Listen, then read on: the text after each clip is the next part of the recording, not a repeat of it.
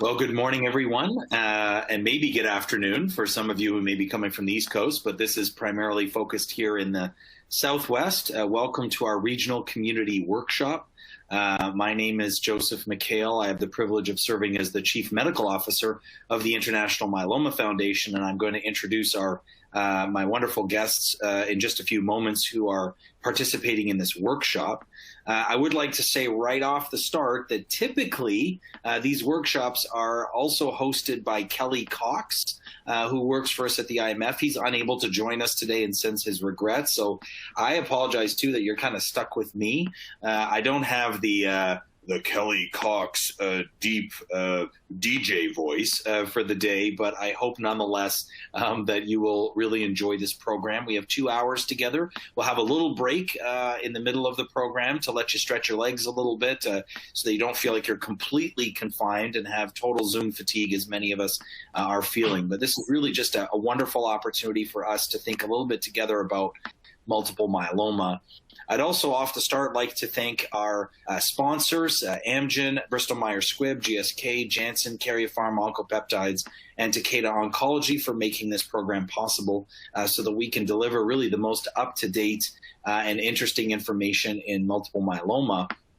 In fact, the timing of this workshop is really quite striking, and we did that partly purposely, is that we've just finished two of the largest hematology meetings in the world, ASCO, the American Society of Clinical Oncology, and EHA, as we sometimes call it, the European Hematology Association. Of course, both meetings were virtual, but nonetheless, we had some amazing presentations, and we're going to be updating some of that data. I'm really looking forward to hearing from Dr. Krishnan in a few minutes about this, because she was actually a presenter at those meetings as well with some very recent information.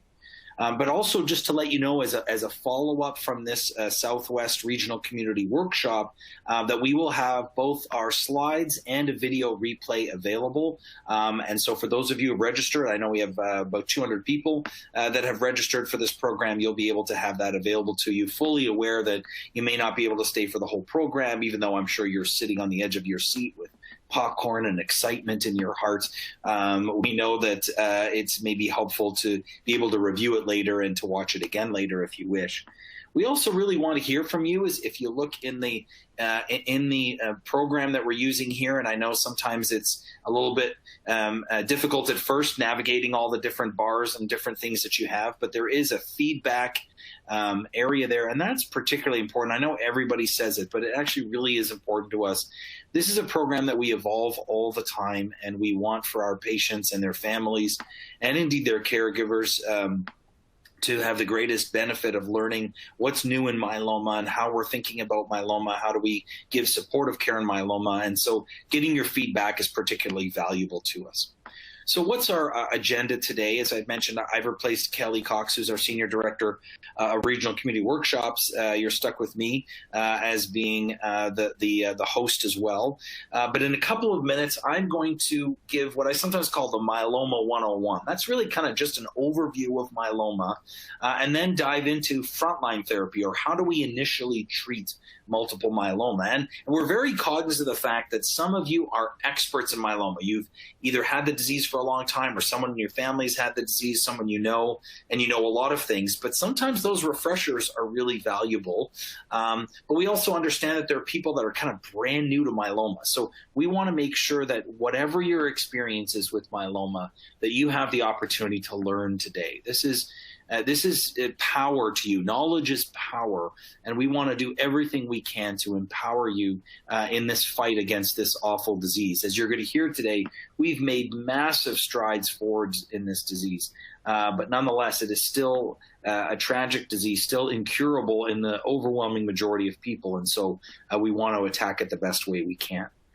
Then we'll have time for Q&A. And just to emphasize again, you do have a question and answer tab, so feel free to drop in questions. I'll be moderating that and following that, so we may not answer it right away. We may answer it, as you can see, we have 3 different Q&A panels, so feel free to drop in your question at any point, and we'll collect them together so that we have the opportunity to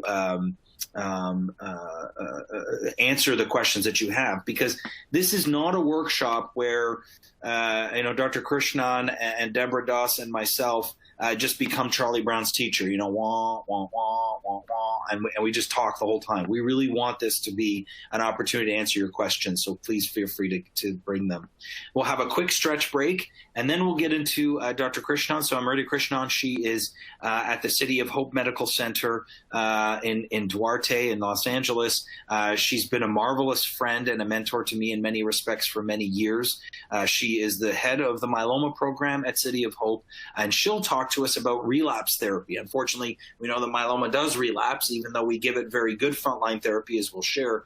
She's also going to give us an insight to the future of myeloma and what clinical trials we use, which ones are really hot right now. You're going to hear about things like CAR T-cell therapy and bispecific therapy. I mean, if you're not familiar with myeloma, you might think you're watching an episode of Star Trek, but it's really remarkable, the new technologies that we have in myeloma and the promising agents we have.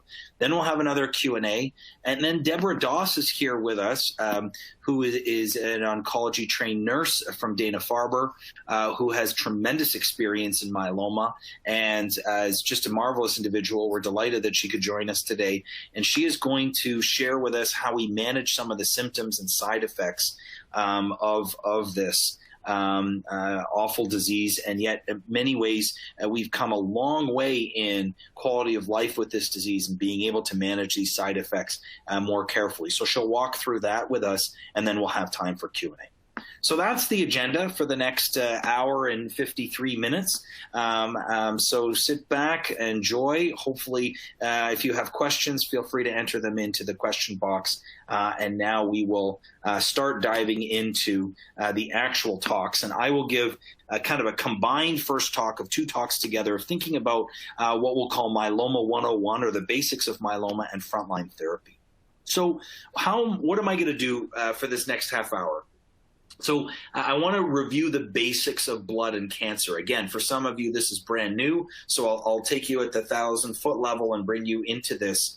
And then we'll define what myeloma is, and then really talk about how we initially treat this disease. So again, this may be very basic for some of you, but nonetheless, I think it's valuable. Let's talk about the basics of blood. So blood is that organ that obviously is circulating in your body all the time, and it's made of two things. It's got the solid stuff and it's got the liquid stuff. The solid stuff are what we call cells, and the liquid stuff is what we call plasma. And we are, I'm in Arizona myself, but many of you are in California, so I can't help but use a wine analogy. So sometimes I say, think of the blood cells in your body as being red, white, and rosé. So we have red cells, we have white cells, and, well, they're not really rosé cells, but they're called platelets.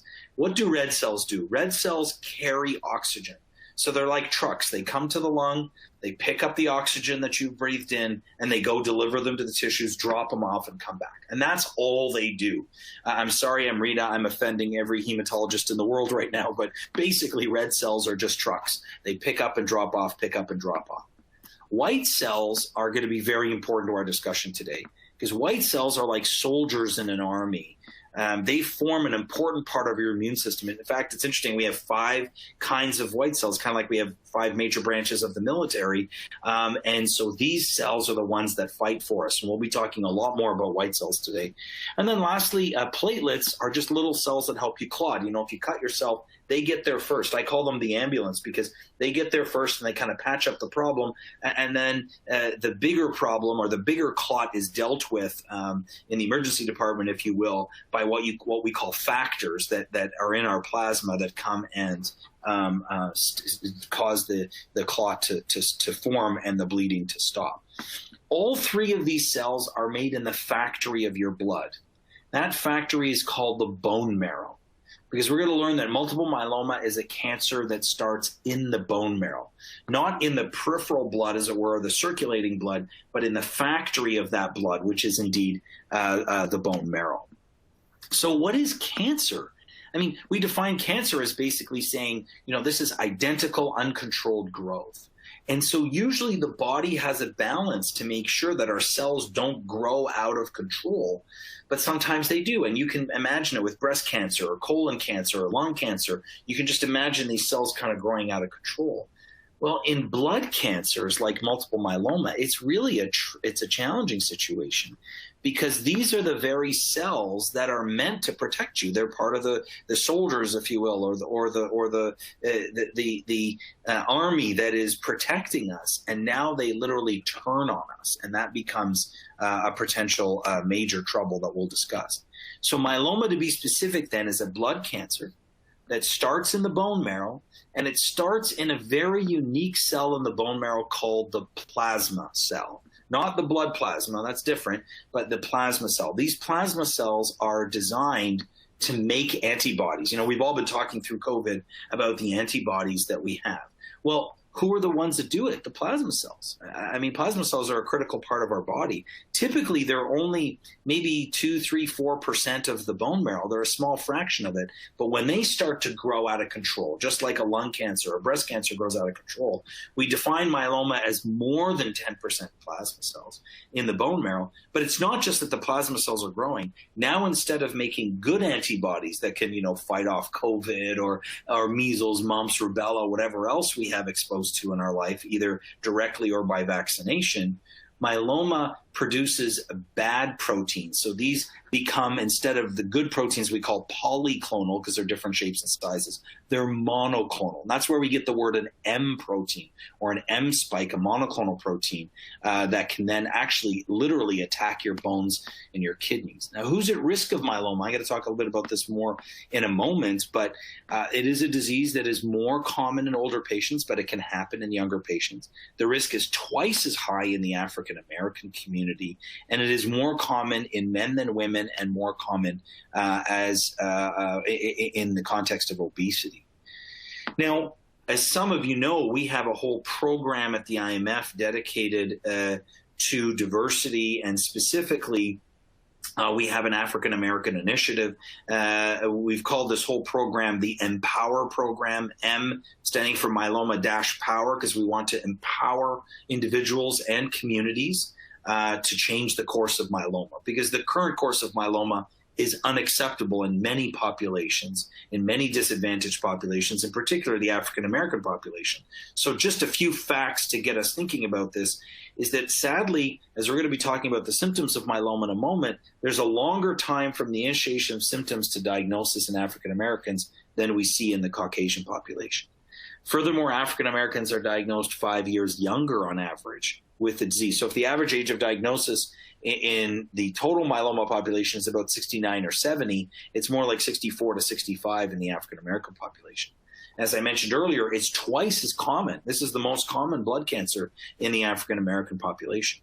And sadly, although we're going to hear about the great progress we've made in myeloma with what we call triplets, transplants, and trials, the 3 T's of treatment in myeloma, triplets meaning 3 drugs together, transplants meaning stem cell transplant, and trials meaning clinical trials that Amrita is going to share with us, we know that unfortunately, on average, African Americans have less access to these 3.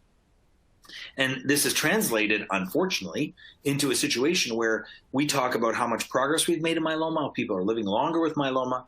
Well, all patients in general are living longer with myeloma, but we've not seen the same improvement in survival in African Americans as we have in Caucasians. So for every 1.3 years of life we've gained in the Caucasian population, we've only gained 0.8, or just a little over half of that in the Black population. Now, lastly, and maybe most encouraging, is that we know that there are differences in this disease, but if Black patients are given access to the same therapies, if they're treated in the same way, their outcome can not only be as good, but indeed better than the Caucasian population. So we do have work to do, and my commitment and the IMF's commitment is to make that real. And as I mentioned, we are seeing improving survival in myeloma. We're just about ready to add one more line to this curve. Every time we measure these blue curves, and I know sometimes it's hard to read these if you're not familiar, the ideal situation is flat. Well, then no one would ever die. So that's why the curves at the top are the general population. The average time of living in this country is getting better every few years. We're seeing a significant improvement in myeloma, but there's still a big gap between those blue curves and those gray curves. So we still have a lot of work to do. We're still not curing this disease. It's a relatively rare disease. It's about 1 to 2% of all cancers. As I mentioned, it's more frequently diagnosed in people in their late 60s and early 70s. We expect about 35,000 new cases this year. We had about 32,000 last year. And as I mentioned, these plasma cells make bad antibodies. You know, as doctors, we love to use words that patients don't understand. We use the word immunoglobulin for proteins or antibodies. And there are various types, what we call G, A, M, D, and E, of which by far the most common in myeloma are IgG and IgA. And so when these bad cells that you picture here, these myeloma cells, make these bad proteins, these proteins look like a funny shaped Y. That's what an antibody looks like. The top part of the antibody hooks on to whatever it's supposed to hook onto, COVID or measles or mumps, and the bottom part triggers the immune system to help destroy it. But interestingly, there are little bits on the sides of these Ys that we call light chains, and they can peel off as well. So sometimes when we're looking at a myeloma patient, we don't just measure the plasma cells in the bone marrow. We don't just measure the antibodies or the proteins or the M protein, as we've said. We can also measure those light chains in the peripheral blood. I think for time's sake, I'm not going to spend a lot of time on this. This looks really complicated, but I like to make it simple and just say there are 3 columns here mainly of 3 things in cancer that all start with the letter E, what's called elimination, equilibrium, and escape. And the real point of this slide is to show to us that our immune systems are constantly trying to get rid of cancer. But sadly, we can't eliminate it all the time. But sometimes in the middle, we have this thing called equilibrium, where people can have a tiny amount of cancer, but it's actually not hurting them.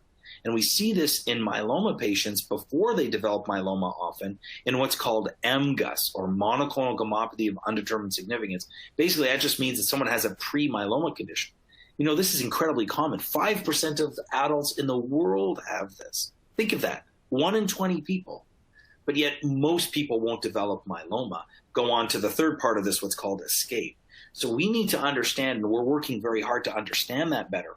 In some ways, I say myeloma is rare, but another way, myeloma is very common in the sense that we see 5% of the world have a pre-myeloma condition. And that's what we call MGUS in this column. In red is the true myeloma. And then actually now, even in between, we have another category. And I see a question has come in about smoldering, and we'll make sure we take time to answer your question for the individual who sent that in. Thank you. And we'll get to these questions, as I say, at the Q&A period. But we have this intermediate area called smoldering myeloma, where we're still trying to figure out what do we do. Someone doesn't quite have myeloma, so we don't really want to expose them to all the ills of treatment, but we don't want to wait until they break a bone or damage a kidney or something like that. So for most of our purposes today, we're going to be focusing on the true malignant condition here, multiple myeloma that's active, but we will make some comments about smoldering myeloma. So what makes it active is the presence of one of these 7 things. Either someone has an elevated calcium, renal or kidney complications, anemia, or bone disease, what we call the CRAB criteria. A few years ago, we added 3 more criteria to this, where if someone in their bone marrow, by definition, myeloma, you have to have over 10%. But if you have over 60%, then you definitely have active myeloma and you need to be treated. If that light chain ratio, or the involved over uninvolved light chains, is over 100, or when we do an MRI of someone's bone marrow, if we see what we call focal lesions, where there's a focused area of cells growing, then that's very much defining of multiple myeloma. So this is what differentiates MGUS or smoldering myeloma from true myeloma, when someone has one of these 7 phenomenon. And sometimes we call these 7 things slim CRAB. This is the phrase I came up with. I can drop the mic and retire now, but we went from CRAB criteria to slim CRAB criteria.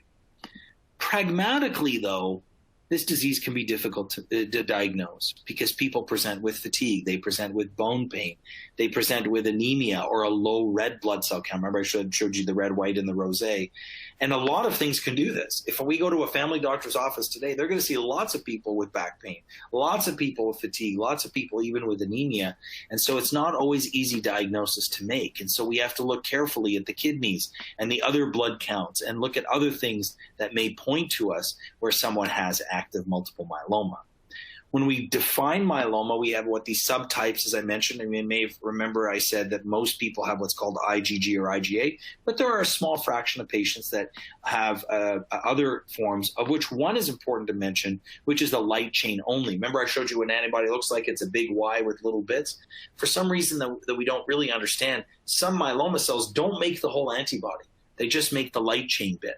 And so it's really important that when we follow people, we're not only following their basic blood work, as you see at the top here, the blood counts, the red, white, and the rosé, the chemistry things that we'll look at like kidney function and calcium and so on, but we have to look at their myeloma proteins. What do those antibodies look like? What type are they? And what are the light chains? And sometimes we measure it in the urine as well. Sometimes these proteins are so small, they get filtered through the kidney and they land in the urine instead of staying in the blood.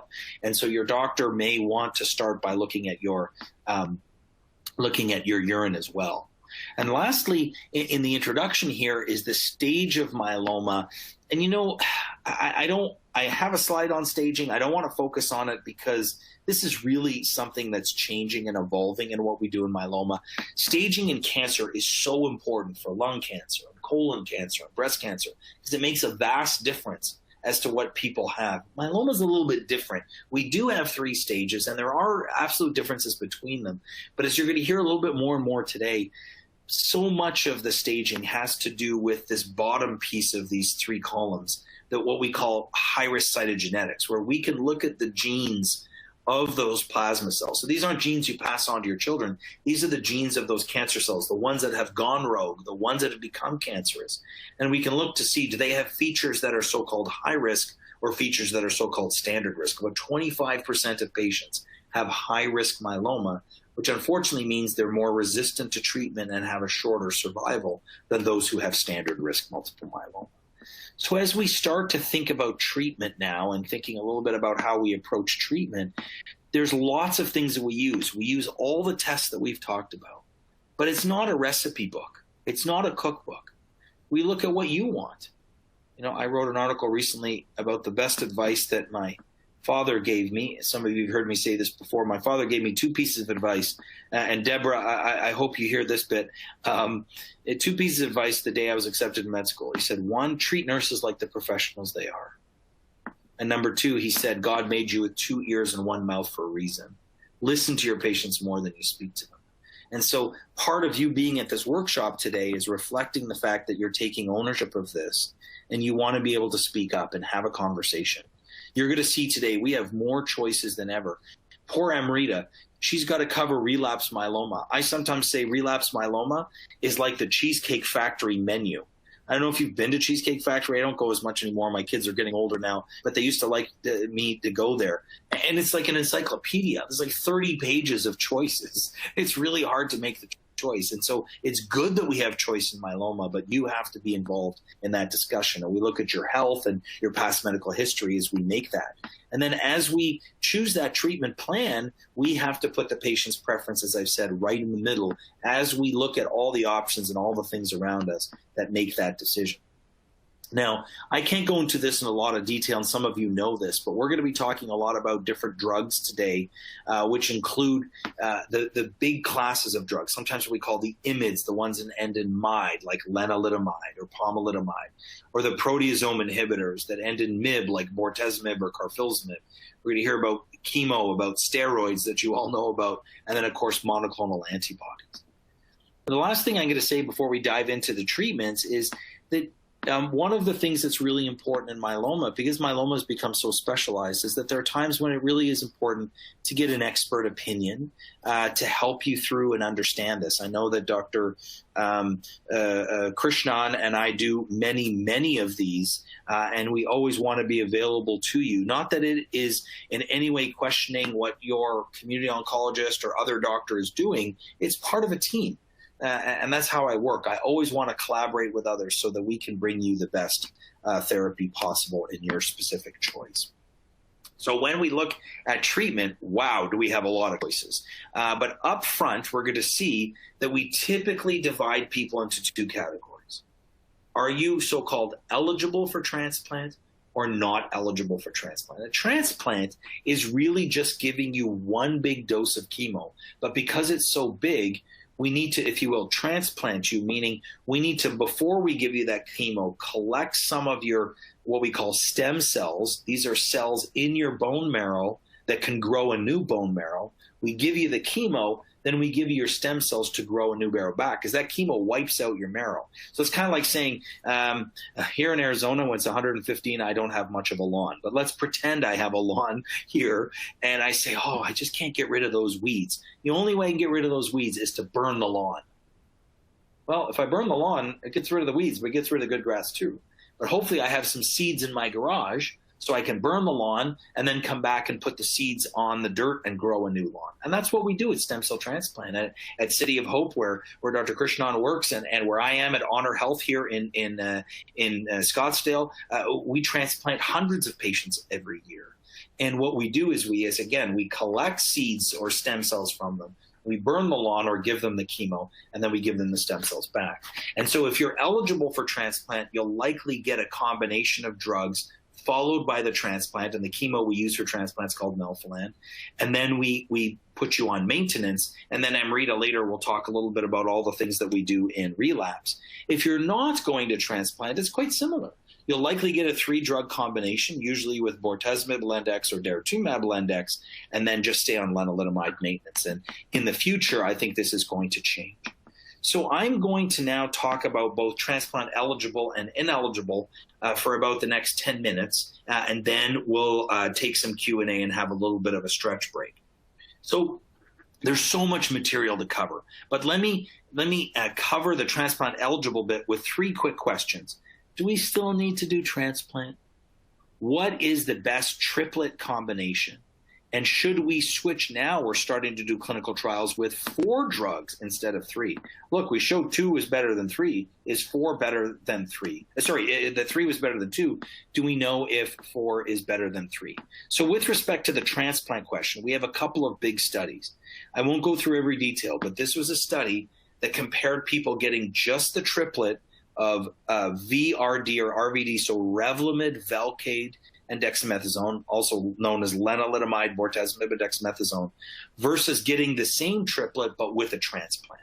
The transplanted people got 5 cycles, the non-transplanted people got 8 cycles.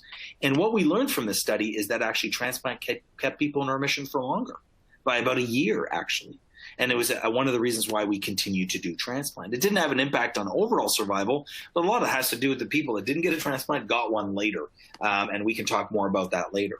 Now we're looking at other combinations, not just VRD, but also KRD, where we may use carfilzomib instead of the bortezomib. And lots of studies have been showing that benefit. Most importantly, this was just updated these last couple of weeks, where here they gave 12 months of KRD, carfilzomib, lenalidomide, dexamethasone, versus 8 months plus a transplant, saying, hey, does transplant really help? And even though it may be hard to look at all these numbers, but you look at the 2 bars there, the second set of bars, and the blue ones in particular, 58 and 54, they were pretty much the same. And people said, oh, do we really need to do a transplant?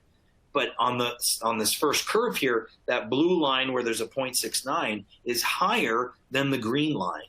And that teaches us that patients who had a transplant stayed in remission longer than those who didn't have a transplant.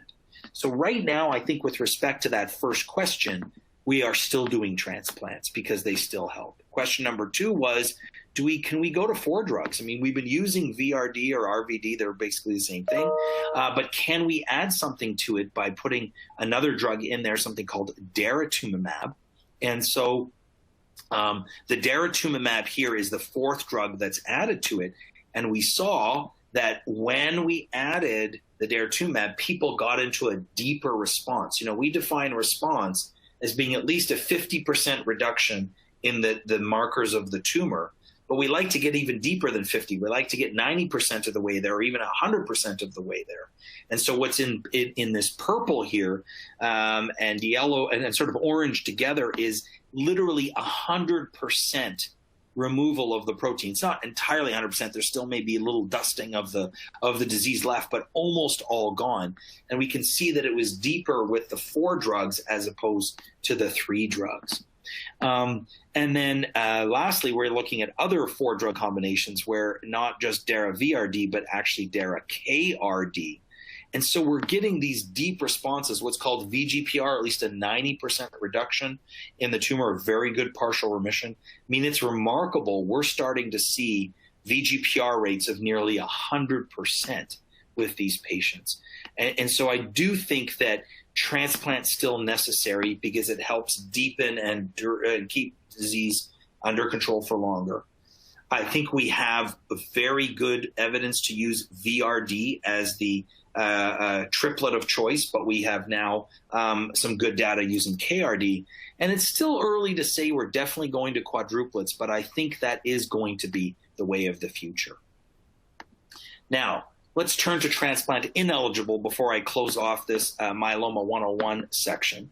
And again, I've got 3 questions for us. And of course, I can't answer every question that has to do with transplant ineligible patients receiving treatment. But number 1 is, are triplets better than doublets? Number 2, how long should people be treated? And number 3, how can we make these combinations more tolerable?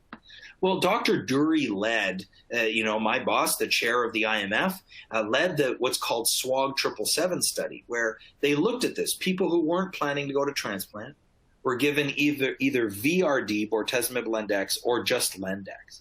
And the bottom line was that the bortezomib Lendex not only improved people's staying in remission longer, it actually improved their overall survival. There was a true improvement in overall survival. Oh, sorry, I've skipped ahead too quickly here.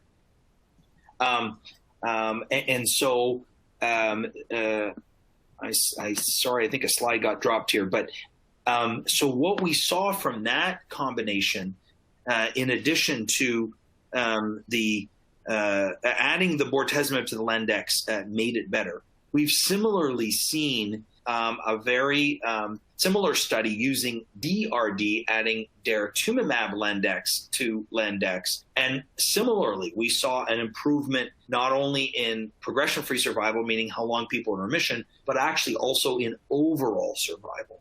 And these patients, this was just released, so brand new, we don't even have the slides for it. It's just brand new, released by, presented at EHA, what we call the late-breaking abstract, where we saw a significant improvement in survival in patients who had stayed on DRD as opposed to just RD. So I think there's no question in answering question number 1 that triplets are better than doublets. How long should patients be treated? We're starting to learn that the longer we treat, the more we keep in remission.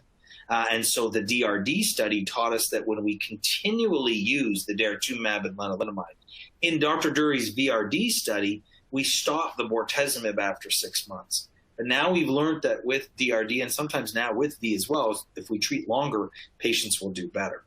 But lastly, how can we make these combinations more tolerable? And this is where it's so important to have this conversation with your physicians and your treating team. And Deborah's going to join us a little later and share with us the importance of an open communication with your team. Is that some of these drugs can cause trouble, and so it's important that we can dose modify and change, of which perhaps the most important is the dexamethasone, the steroids, that we have come to learn. There was just a recently published paper that using the steroids for too long can cause much trouble. I say to all my patients, steroids are like booster rockets on the shuttle. They're really helpful for the first few cycles, but then it's time to drop them. And so we've learned after a few cycles of treatment, we need to dial down the steroids and eventually stop them. And for those of you who understand steroids, and for the spouses and partners of those who've been on steroids, you appreciate this because steroids are great. They boost almost every drug we use in myeloma, but sadly, they come at a great cost. They can increase blood pressure. They can increase blood sugar. They cause insomnia. They can cause irritability where you're not the easiest person in the world to get along with. They can even weaken our bones. So I know there's so much more to say about how we initially treat patients with myeloma, but it's so important that we not only look at how long it keeps you in remission and how long it keeps us alive, but that it gives us a quality of life that's important so that we're not in a situation where you become miserable. I say it all the time. I don't treat myeloma. I treat people. And so managing the disease in a person is very important as opposed to just thinking of managing the disease in a textbook. Okay, so we are now going to come to our Q&A period. I see that, wow, we've got already a ton of questions. So this is really, really good. So thank you very much for bringing them in. And at this point, we'll bring in both Dr. Krishnan and Deborah Doss to help answer these questions with me. You might be able to see in the text box here that we got lots and lots of them, which is really good. And so I think, why don't I start with one of them, and then we can work on all of these together and keep bringing in the questions, because you have lots of really good ones here. So I'll start with a couple of them. There's a question here that says, how does Ninlaro compare to Velcade in frontline therapy? So Ninlaro, also known as ixazomib, is another drug in the class of proteasome inhibitors. We have sort of three major drugs in this class. Number one, bortezomib, and then carfilzomib came along, and then now ixazomib. Ixazomib is the only one of the three that is a pill, and it has been used in many contexts. I think the simplest way to answer this question is that in general, in frontline therapy, we have not seen it as potent as bortezomib and carfilzomib. However, it's very convenient as a pill. It's generally well tolerated, as we call it, meaning there can be some stomach effects, but most people tolerate it well. We're still waiting for a few clinical trials that have been using ixazomib in patients who are not going to transplant. I think most of us would not use it before transplant, but there are some patients who, for example, may not use Velcade because they have neuropathy, or may be less interested in using carfilzomib for various reasons, that we may choose ixazomib. So the bottom line is it's a choice. It's not one we use very frequently, but I think it is still a potential important choice. Here's a second question. I am on VRD with dexamethasone 20 milligrams and have responded well after 2 cycles. When do you decrease or even stop dexamethasone? Thanks for this great question. You know, I said it earlier about the dexamethasone. I've joked with the nurse practitioner, Deborah, you might get a kick out of this. The nurse practitioner I work with, Susie Harding, who's just absolutely fantastic. We've joked that we're going to change the name of the myeloma clinic. Instead of calling it the myeloma clinic, we're going to call it the dexamethasone reduction service, the DRS. We're doing this so frequently. So for the person asking the question, and frankly for everyone asking questions today, remember, we're not supplanting your doctor or your healthcare team today. So remember, every answer we give you is really theoretical in some respect. We want you to follow up with your physician. So for this person, please follow up with your team. But my general approach is, after 2 to 3 cycles of that full dose of Dex, whether it's 20 or 40, if someone is responding quite nicely, that's when I start to back it down. So if someone's at 20, I'll maybe back down to 12 for a month or 2, and then 8 for a month or 2, and then 4, and then stop, so that they get at least 6 months of dexamethasone overall, depending on, obviously, their situation. So that could be discussed with them. But, you know, it takes more gas to get up on the highway than once you're cruising. So we use these drugs a bit more intensely at first, and then back down after. In this same vein, Amrita, I'm going to ask you this question because you're the queen of transplant.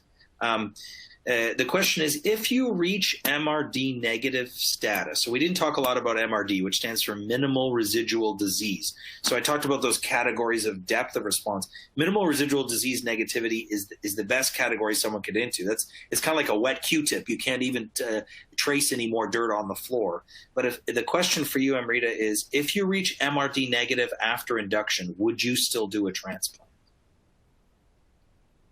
So that, you know, as you know, Joe, that's a very controversial question. You know, from the IFM Dana-Farber data, the trial that you showed, in the MRD negative patients, the ones who were MRD negative after transplant actually still had longer remissions than the ones who were MRD negative after just RVD chemo. You know, the trial wasn't really powered to answer that question specifically. But I think being MRD negative doesn't mean you don't necessarily benefit from a transplant. And you're right, as a transplanter, you would say, in fact, you may be getting the most benefit from it. that you have the chance of the longest remissions. I completely agree. I mean, I don't think MRD negativity. In fact, in that Forte study, the Italian study I showed, after that sort of initial treatment, transplant versus no transplant, they were pretty well same at the MRD negativity, but the transplant kept them in remission longer. So if I have a patient tomorrow in clinic who has MRD negativity after induction therapy, I completely agree with Amrita, not only because she's my boss at City of Hope, but I agree with the answer that you should still transplant a patient. So lots of great questions, but here's another one that says, do you use a different induction treatment for patients with high-risk cytogenetics? And thank you for this question, Dawn. It's a great question. This is, again, a controversial area where we don't want to undertreat high risk, but we also don't want to overtreat standard risk. I think more often than not, the way of approaching this is we still want to treat people with a triplet, but there may be subtle differences in a high-risk patient. Some centers may use KRD instead of VRD, or may escalate the use of a quadruplet with DVRD or DKRD in a transplant-eligible patient. And in transplant-ineligible patients, I can tell you in my practice, I tend to favor DRD in most patients. But if someone is high risk, there may be a little bit more evidence for using the VRD strategy. But again, that has to be discussed with your physician. But there are lots of different choices out there. Here's a great question. How do I know that a patient with myeloma is cured? And they give an example of that they've been under VRD a year in stringent remission, VRD light maintenance therapy another year, and Velcade maintenance therapy over 5 years, then stop treatments over 2.5 years follow-up, no evidence of myeloma. Well, first of all, let me say, if this is you, I'm so thankful to hear that you've been on my favorite drug for 2.5 years, nothing, nada, and that your disease is still asleep. It's very hard to know really how to define cure because people will define it differently. From as simple as dying of something else to no evidence of the disease with no required treatment for over 10 years. We're still trying to map that out. All I can say is that we now have more people in that category than ever before, where we see patients in long-term remissions for longer than ever before. Maybe, Deborah, I'll ask you this one. Someone says, what is the significance of having a low IgM? So many times when your IgG or IgA is increased, your corresponding immunoglobulins, which can be your IgM, or if you have a high IgG, then your IgA, they may be lowered. Essentially, it's an indication of a decreased immune system. So you're not able to fight off infections and viruses as you normally would. Excellent. Yeah, no, absolutely. I completely agree. I mean, it's tricky sometimes because sometimes we can think of it as so-called a lab-oma, like it's a lab test that's abnormal, but it may not have significance. And the IgM in particular is not one that we're as anxious about as, let's say, if someone has IgA myeloma and their IgG is really low, because IgG is what is the majority of your antibodies. But it is important as patients learn about their blood and look at their blood tests that they see this, and it can make them a little bit concerned. Here's a question that says, do specific targeting drugs destroy the target on the myeloma cell? If someone relapses after a specific drug for a specific type of treatment, like daratumumab for CD38 or isatuximab for CD38, can one be followed by another anti-CD38 drug? Same question for BCMA targeting therapies. So maybe, Amrita, let's split this. I'll take the CD38 part and you take the BCMA part. What we know about CD38 drugs, of which we have two, daratumumab and isatuximab, we'll hear a little bit more about them in Amrita's presentation, is that they're very similar. And in fact, I just published a paper a few weeks ago on this exact topic, where we took people who were on daratumumab and their disease progressed, and we immediately gave them isatuximab. And it really didn't rescue, if it will, or really didn't put them back into remission. So we don't sequence one CD38 drug right after another. There's now some emerging evidence that if we give them a CD38 holiday, as it were, for their next line of therapy, maybe we can come back to it later, and we're still exploring that. When it comes to BCMA, what do you think, Amrita? If someone's had one BCMA treatment, would you go to another BCMA treatment next? So, I mean, BCMA is a little bit different in the sense that, one, you have a multitude of different BCMA targeting strategies. So you have belantamab mafodotin, which is an antibody drug conjugate. You have CAR T cells against BCMA, and you now have bispecific T cell engagers, so different antibodies against BCMA. So what we know is from the CAR T cell data that patients who progress after BCMA-directed CAR T cells, actually it's very rare that they lose expression of BCMA on their CAR T cells. It really only happens in about 4% of patients. The other thing that we know, and I'll show you in some of my presentations, some of the antibody bispecific T-cell engagers have allowed patients with prior BCMA therapy, and we do see responses. Similarly now, some of the CAR T trials are also allowing patients. There was a trial from China that was recently presented who had prior BCMA therapy. So in that case, you know, it doesn't preclude you necessarily from using a different BCMA therapy. Excellent. Thank you. That's very encouraging because that may be able to expand our portfolio as your share. We'll take a couple of more questions before we have the break. Here's a question from a patient of mine, a former patient of mine, who said, I've had 2 bone marrow transplants. Each have given me 3.5 years of remission. I recently had a relapse, and I'm wondering, given the results from my transplant, meaning each gave me 3.5 years, would you consider a third? Amrita, would you consider a third transplant in someone? So, I mean, while we don't collect enough for 3 transplants, I do know that at Arkansas, certainly they do. And it's you know, hard to know without the context of what other treatments options are available, really, is what I would say. You know, especially as the landscape is changing so quickly. You know, for example, if there are options for the bispecific T-cell engagers on a trial, CAR T cells. And the reason I say that is the length of remission with a third transplant is unlikely to be as long as it was with the prior transplants. And you could potentially get a longer remission with a different, newer therapy.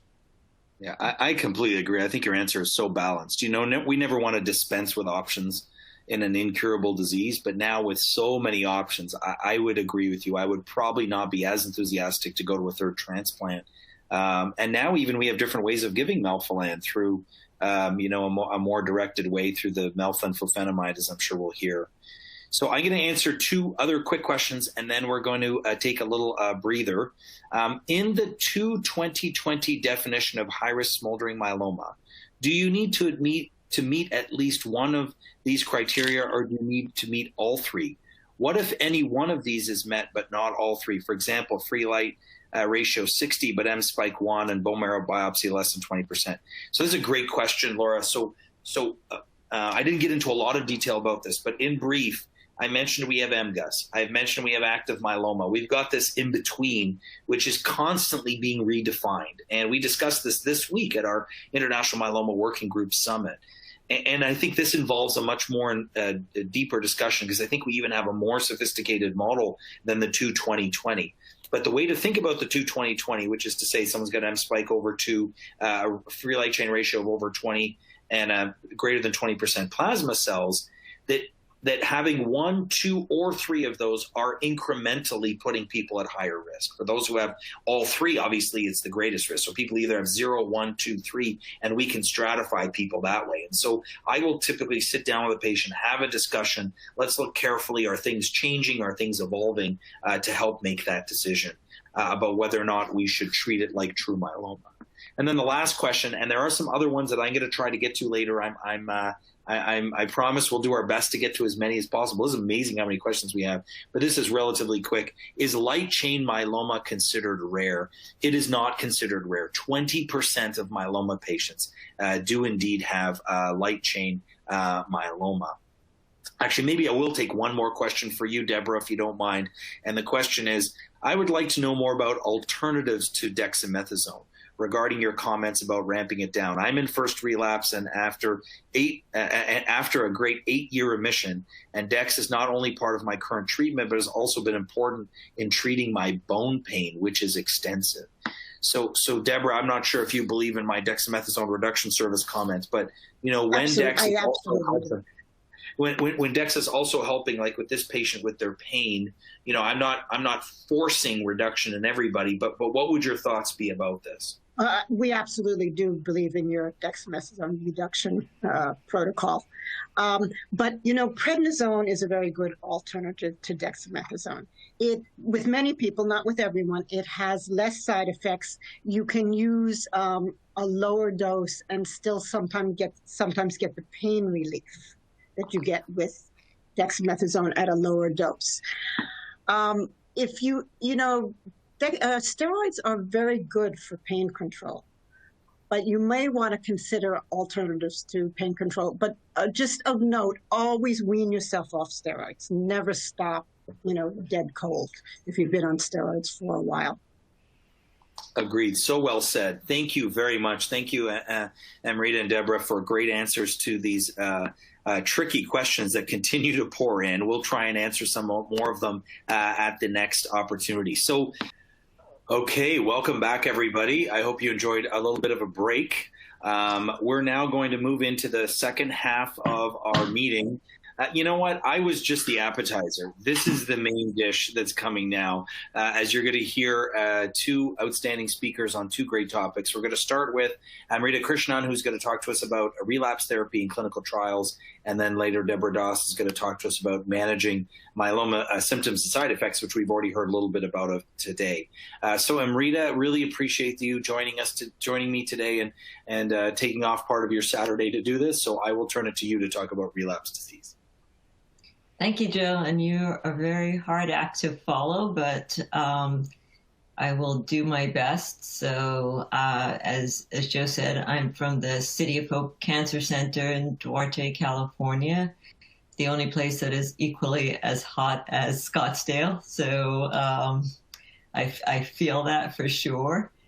And I'm going to be talking about relapsed myeloma, really focusing on the stuff for all of you that came out of the recent meetings at the American Society of Clinical Oncology and the European Hematology Association meetings, both of which Joe and I attended from our spare bedrooms, but still, they were good meetings. So, and a lot of exciting data that was presented. So, first of all, as Joe mentioned, there are a plethora of options out there for myeloma, and it kind of looks like this. So many of you remember all the press that came out about, oh my God, everyone's going to the beach in Southern California. And so this is sort of in my neck of the woods, Newport Beach last spring. And when that was the only thing open, this is what sort of was being reported on the press. And that's sort of what, to some from a distant view, myeloma feels like. You have so many drugs, what do you do?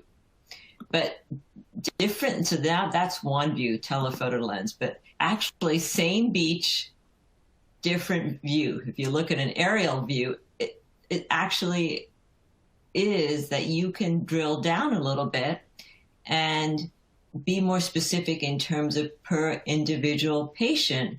The options are actually a little bit clearer. And a lot of that depends, therefore, in relapsed myeloma in terms of, first of all, what's the relapse like? Is it an aggressive relapse where there's kidney issues, or you're worried about more fractures? Or Joe had talked about in terms of high-risk disease, so patients who have high-risk features in terms of biology of their myeloma suggest that even at relapse, you would worry that that will become much more aggressive very quickly. So then you also look at sort of what were the previous treatments someone received?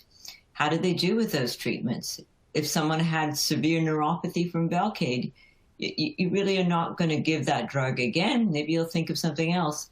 We've all had the experience of some patients tending to be surprisingly incredibly sensitive to IMiDs, those drugs such as lenalidomide. Even with low doses, their blood counts drop, They develop severe fatigue. So again, some of prior sensitivity to drugs, prior response to different drugs is important. Joe had mentioned in one of the questions came up, if you had one anti-CD38 antibody, can you get another? And it seems to be not in next succession. So all of those things we think about when we pick out what is the next treatment we're going to use for someone with relapsed myeloma. And then as a patient, you know, your voice is equally as important in the sense of convenience. If you live, you know, 3 hours away from a center, coming every week for a treatment is much more, you know, daunting and maybe not feasible versus, and that certainly should play a role. You know, when we talk about some of these other regimens too, such as CAR T cells, you know, certainly they're very attractive, but they do have their own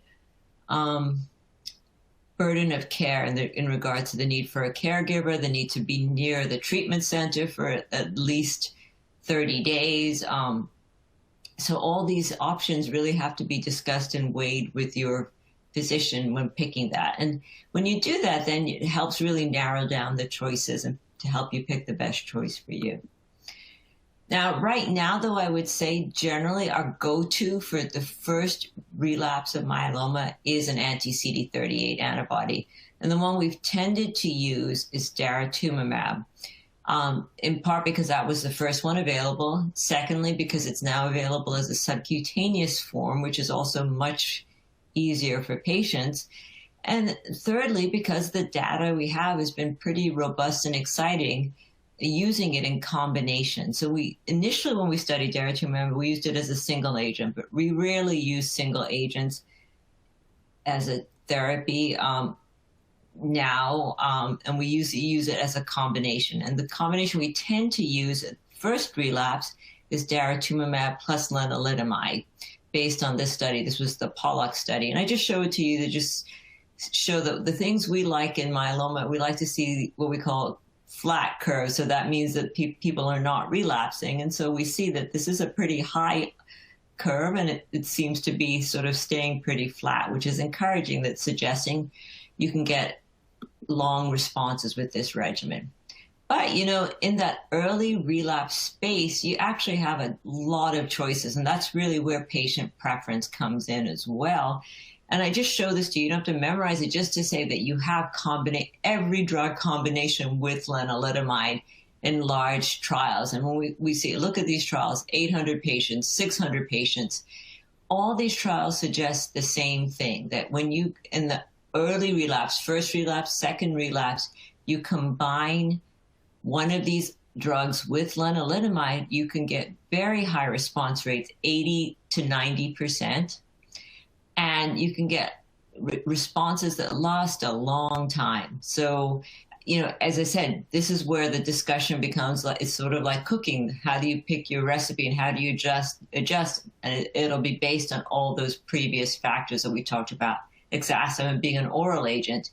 If you have a more indolent myeloma, you live far away from a treatment center, you know, those kind of things, maybe an oral option is more attractive to you. So, you know, as I said, this is where the art of myeloma comes in. Now, you know, the issue, therefore, is we have a lot of these options and we have good results, good survival, good remissions when we combine these agents with lenalidomide. And we have large studies suggesting this benefit. So those are the good news. It's like the Olympics coming, I guess next month or August, I don't know, but they're coming very soon. So we're all excited. So that's the good news. But there is some tempering of reality. And the reality is, if you're going to the Olympics, your kid's going to the Olympics, no family's going with you, right? So you have to just watch it. And I heard actually you can't even cheer in the stands now. So it's going to be, you know, a very different experience for us. So the reality to us in myeloma is we have these great studies combining drugs with lenalidomide, but they don't answer the question in the United States, which is most patients are on lenalidomide maintenance already. And so what happens if the myeloma relapses or progresses while you're on lenalidomide maintenance? None of those studies can really address that question. But the good news is we do have many options for those patients. So one of them is stem cell transplantation. So you're thinking, I already saw that slide. And yes, you did. Joe showed it to you as upfront, the role of stem cell transplantation. But I put it in here to remind you that that group, the 50% of patients who didn't get a transplant initially, but had their stem cells stored, ultimately 80% of them went on to get a transplant when the myeloma came back. So if you didn't have a transplant initially, certainly that is something to consider at that first relapse of the myeloma. And if you can see here, that's why we think, in fact, that we see this curve here. The overall survival curve is the same between the people who didn't get a transplant at the beginning, that RVD alone, versus those who did get a transplant, because of the majority of these people, when they relapsed, ended up getting a transplant. Now, what I really wanted to focus on, though, is sort of the immunotherapy. That's a big interest at City of Hope in many ways. One, we were actually one of the people who discovered rituximab. So just antibody therapy, immunotherapy has been a huge part of our institution's research. We also were part of the initial CAR T work for ALL. So again, in many fronts, this has been a big belief of us. And if you can think about it, allogeneic transplant for myeloma, in a way, was the first immunotherapy, because you're giving someone a new immune system to fight their myeloma. But I think what's really exciting and interesting for us in myeloma is now we have a lot of new targets for immunotherapy, and we now have data and drugs that we can show you that are showing a lot of promise. And so some of the targets we're going to focus on, well, you already know CD38. You've heard a lot about it. You've heard about daratumumab, isatuximab, but there are other receptors on the myeloma cell. We talked a little bit about BCMA this morning, and that's B-cell maturation antigen that was highly expressed on myeloma cells, and I'll talk a little bit about that. But I'll also show you some other new kids on the block, GPRC5D and FCRH5, that are also showing a lot of promise in multiple different ways. So first of all, let's talk about different immunotherapy strategies. So there are different ways of doing this. So you can take a naked antibody, that's daratumumab, that's isatuximab. You can take an antibody and you can put a warhead on it. So warhead being chemotherapy. And in this case, we have an antibody drug conjugate approved, the belantamab, where the antibody is against BCMA, and then you have the mafodotin, which is the warhead that's attached to the antibody. We have T-cell bispecific antibodies, and my colleague Nina Shah calls these the eHarmony of myeloma, because you're sort of marrying or matchmaking a T-cell to the myeloma cell. So you're bringing them together. So you take one antibody and it brings them close to each other and enhances the killing of the myeloma cell. And then we have tri-specific antibodies. So I don't think we have eHarmony for, I won't get into that. That's getting now R-rated, but we're going to, talk about in terms of tri-specifics, where you have sometimes two antigens that we're recognizing on the myeloma cell and bringing the T cell close to them. And then we have some really, really early stuff in terms of these DARPins, but which I'm going to, as I said, those are much earlier in development that I'm not going to focus on. So, but let me focus on, I think people get frustrated because we spend a lot of time talking about all these things on clinical trial, but those aren't necessarily available to everyone. And also getting on trials, especially these early trials, there are waiting lists, very strict eligibility. So in the absence of that, what do we do?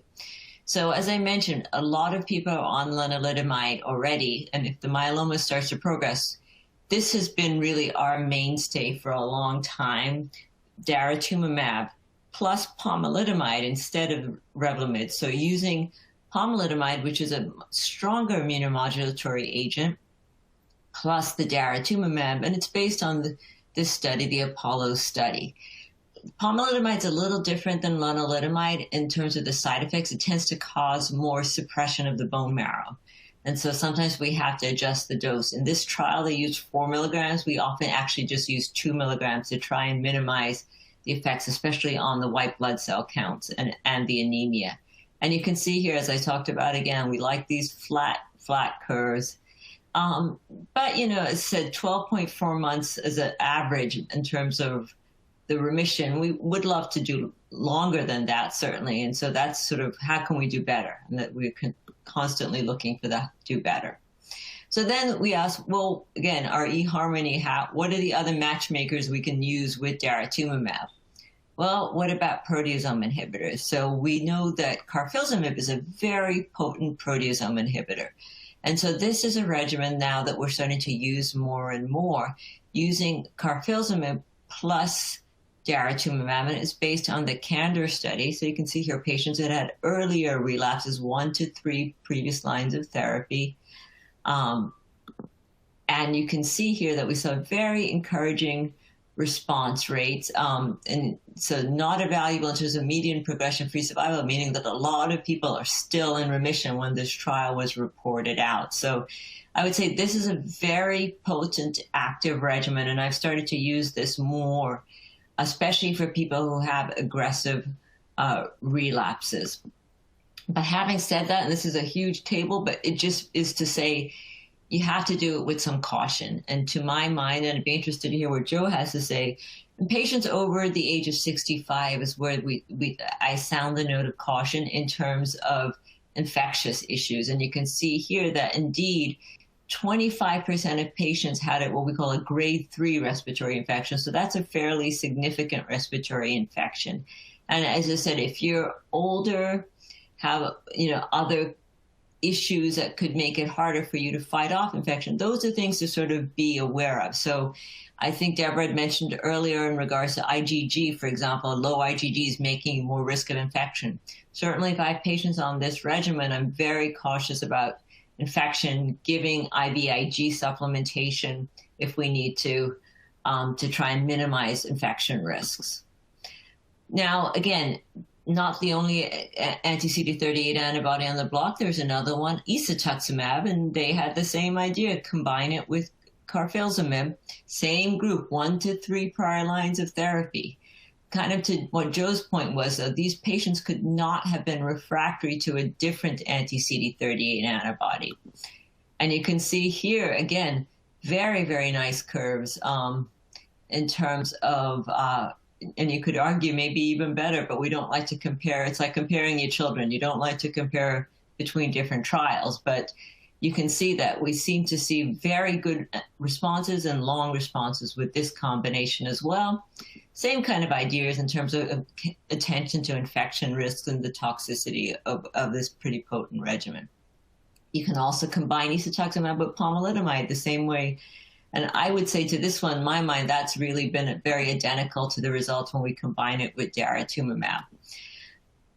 Sometimes you go way back into the pantry and what you have in the back of the shelf, you pull it back out. In this case, I'm saying bortezomib. Maybe you had bortezomib at the beginning.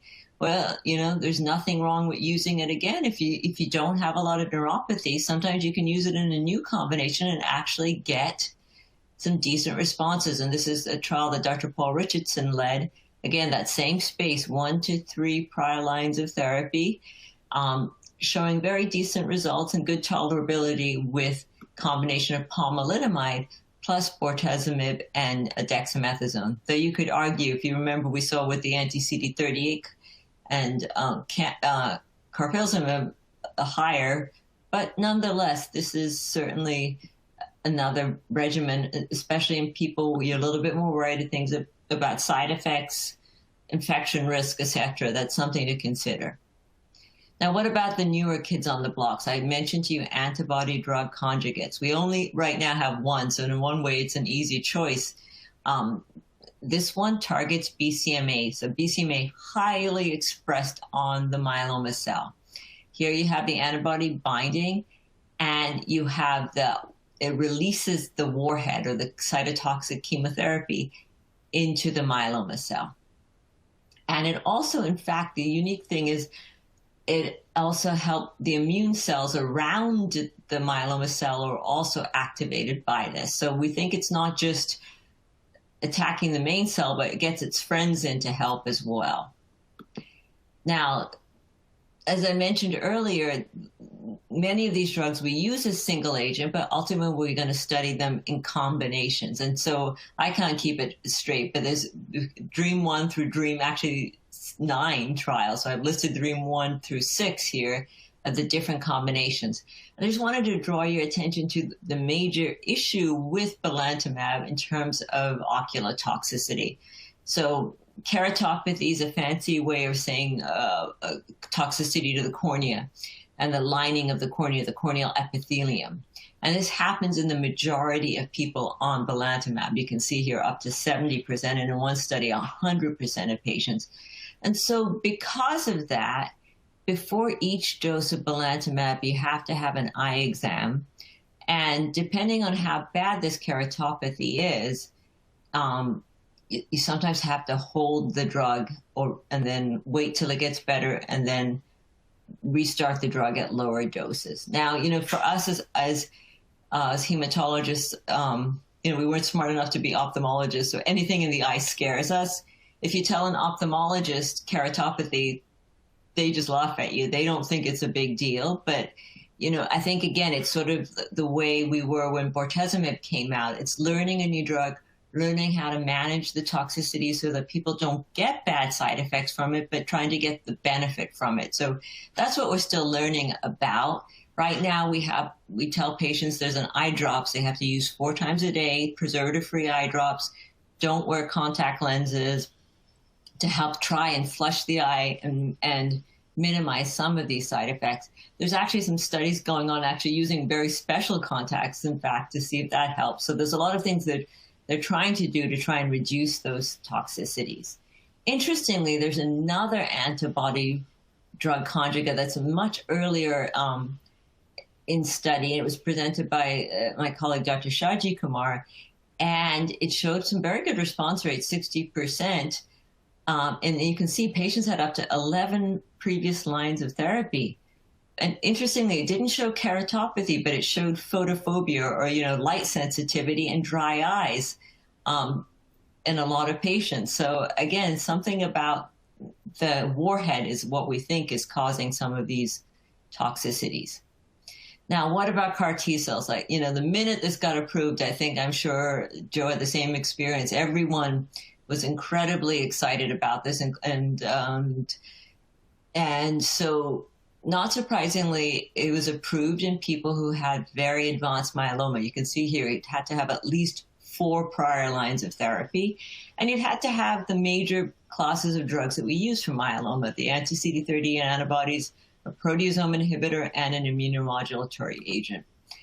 And you can see, so the good news and bad news, right? The good news, you can get responses, and you can get responses in people who have been through many previous lines of therapy, and responses that we had never seen before. So that is the great news and why we're so excited about this drug.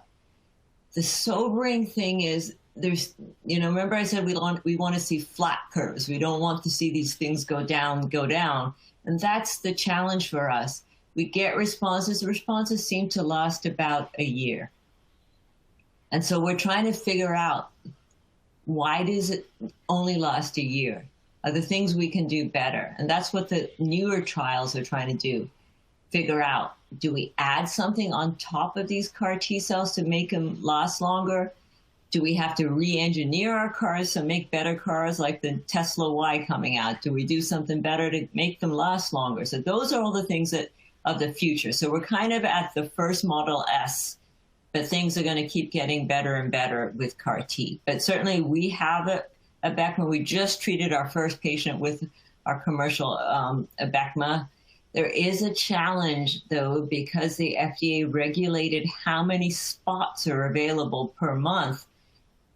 Literally across the nation, we're all trying to register patients. So everyone is competing for those same number of spots. So that's yeah, I think unfortunately, until there are more spots open, a big challenge to get that drug. The other one that's going to be coming, we hope in September, maybe perhaps a little bit later than that, is the cilta-cel. This is from Janssen. It's another CAR T cell. It just came, the publication for this just came out in The Lancet, which is the British leading medical journal. It's a little bit different than a Abecma, and just to show you the cartoon, because it has these two binding sites to the myeloma cell. And we think that may be a reason why we see in terms of the efficacy of this drug. So again, patients in this trial had very heavily pretreated. Just to give you a sense in terms of the doses, this is the ide-cel, this is the ide-cel dose. Like, I didn't put it in, but just to show you that their doses were much lower with this one. The response rate was 97%. And it looks like the duration of responses seem to be longer too, between 18 to 22 months. So we're very excited about this drug, and we're waiting for this approval as well. There's some somewhat subtle differences. There were about 6 cases of delayed neurotoxicity up to 6 months after this drug. So, there's some nuances of this drug that we're still learning about. But again, it's really exciting that we have now options for patients with advanced myeloma where you can get responses of 80 to 95%. So I think the future is very bright in that case. Now, what else can we do? So here, I think these are sort of my favorite drugs just because they kind of came out and exceeded our expectations. So, and when that happens, you're always thrilled. And these are the bispecific T-cell engagers. So, and there are multitudes of them.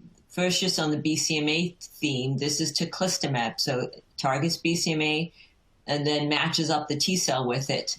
So every time you activate T-cells, you get the same side effects that you do with CAR T-cells in terms of cytokine release syndrome, meaning fevers, low blood pressure. So because of that, we give the first few doses of these bispecific antibodies in the hospital. But generally, we've seen that cytokine release has been very mild and very manageable, which also makes us very excited that this is something we can give in older patients, perhaps in patients who are more frail. And you can see everyone's on the bispecific bandwagon now. There's been Regeneron, BMS, Amgen, all have different kinds of constructs of their bispecific antibodies. You see the same theme, that in patients who are refractory to the standard myeloma drugs, you get responses between 60 to 80%. I would caution you here, duration of response, we just don't know yet. These drugs are too new, but I can certainly tell you with teclistamab, we have had patients now on it for a year and a half and longer. And I have a couple of patients who have said to me, I have never felt as good as I have on this drug, because really, once you get to beyond that first cycle where that cytokine release, the side effects are pretty mild. We really haven't seen any neuropathy. We see some fatigue has really been the major thing that patients have noted. And so this is the teclistamab data, just to drill into it a little bit more. You can see here 64% of patients did get the cytokine release, but very, very mild. So grade 1 means you get a fever, your blood pressure is okay, you don't need a lot of oxygen. Response rate 73%. So, and then Joe had talked about MRD. So can you imagine in patients who'd had 5 previous lines of therapy, we were still able to get patients to this deep, deep, deep response. And here it shows you the duration of these responses ongoing. The other interesting thing with these drugs is responses don't just are ongoing, they seem to get better with time. So I think that's encouraging as well for us. And here's the CAR T summary, just to give you a sense of what I talked about. The ide-cel, which is the one that's approved, Abecma, patients that had a median of 6 previous lines of therapy. J&J, this is the one I said that's going to get approved. Patients had a median of 5 prior lines of therapy. So very heavily pretreated. This is the summary in terms of efficacy: 73% for Abecma, 100% for again, 29 patients. So you have to have a little bit of, I think when we treat more and more patients, it's not going to be 100%, but it's certainly still going to be very high. And then this is just then, all the options. And, you can have a debate back and forth, which is better, CAR T versus a bispecific. And that's the discussion to have really when you get referred to a myeloma specialist who has both available, because we have, as I said, that discussion every time, and the pluses and minuses of both. And I guess today is not really the time to go into that, but I think both are very viable options to review. Now, briefly, a few words: GPRC, different target. It's also expressed on keratinized tissue, so that's important. Nails, hair follicles. This was the first human phase 1 study. It's given as a subcutaneous injection weekly. Very exciting, 70% response rates in patients who had had a median of 6 previous lines of treatment. And patients even who had failed 5 different pentarefractory, 83% of patients responded. I can tell you again, we have patients over a year on this. You can see durable responses deepening with time. So we're very excited about this drug. There is some nail toxicity, which is a little bit different because, again, it's expressed in keratinized tissue. We've seen patients' nails pitting. We have a few patients who lost their fingernails. They did grow back. We tend to see skin peeling on the palms and soles, often with the first couple of doses. That also gets better. We use steroid cream to manage that. Sometimes about 20% of patients get, the fancy name is dysgeusia. The not so fancy term is things taste bad. It affects your taste buds as well. And so some patients it's sweet, some patients it's salty that they can't taste. So there are some sort of unique side effects to that drug. So in summary, and this is kind of where, just the good pluses and minuses of each. Good CAR T, high response rates. It's one and done, right? You come in, you get your CAR T. We don't do anything else right now. But one and done for about a year. Bad thing, I told you, hard to get spots for Abecma. We got one patient we treated. Our next one's not till the end of August. So manufacturing times, you need a lot of people involved to make this happen, and it's a team for sure. We don't want to forget, after CAR T, patients can have low blood counts for up to 6 months. So that can be a challenge for patients. Bispecific antibodies, good responses, they're right there. So once they get approved, you just go to your doctor, you'll be able to get them. You can get the cytokine release, but it's generally mild. But you need to keep coming back. Most of them right now are being studied as weekly. Maybe we get to every other week. But again, that's the negative of this. Antibody drug conjugates, the eye toxicity again. And the response rates right now are encouraging, but these, at least a single agent, do seem to be lower than these two classes of drugs. So, but in conclusion, really, I would say we have a lot of great new therapies, and this is just the tip of the iceberg in terms of these drugs, and they're being studied now in combinations. Earlier in the course of myeloma, we're still looking at even other new targets, and so the options continue to grow. So thank you again for your attention. Thanks so much, Amrita. Fantastic. I mean, it's almost dizzying to think the number of options that we have. Lots of great questions. I think what we'll do is we'll take a couple of quick questions, and then I want to make sure that Deborah has time as well, so we'll turn to her. I'll answer a couple and let you catch your breath for a second, Amrita, and then fire a few towards you. I'll be quite brief. Do we have any data on the use of Pepaxto, melphalan-flufenamide? Absolutely. So melphalan-flufenamide is kind of a new version, not your daddy's melphalan, as I call it, where we used to give melphalan really typically in high dose or sometimes orally in small dose, that has what's called a peptide conjugate, which I just tell patients it's got an Uber driver, and it brings the melphalan drug right into the cell as opposed to hitting a lot of the other cells around. And so we're just getting accustomed to it, using it a little bit more. I've been using it in some of my patients, in particular patients at whom maybe some of these options aren't available. Someone asked a question, what does NR mean on my labs? That typically means normal range. Someone asked about defining depth of response, that PR means partial response. That's a 50% drop in the M spike or the light chains. VGPR, or very good partial remission, is 90%. And CR, or complete remission, is 100%.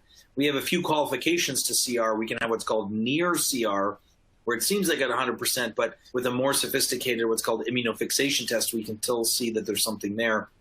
There's something called stringent CR, where the light chains have to be normalized. And then lastly, what we call MRD negative. Amrita, quick question. Someone says, is the FDA regulating the number of Abecma slots? Yes, so it's, I think, 100 per, yes, because they want to make sure that they can manufacture in that larger capacity. So it's, I think, 100 per month is my... Yeah, I think that's probably going to change with time. For right now, it's a little bit tricky, but we hope with time there'll be more manufacturing and there'll be greater opportunity. But that is the limit now. Amrita, can you comment? I know you briefly mentioned it, but can you comment a little bit more about the durability of response of ide-cel and cilta-cel? Is that really genuine, or is it just a function that we're comparing apples and oranges?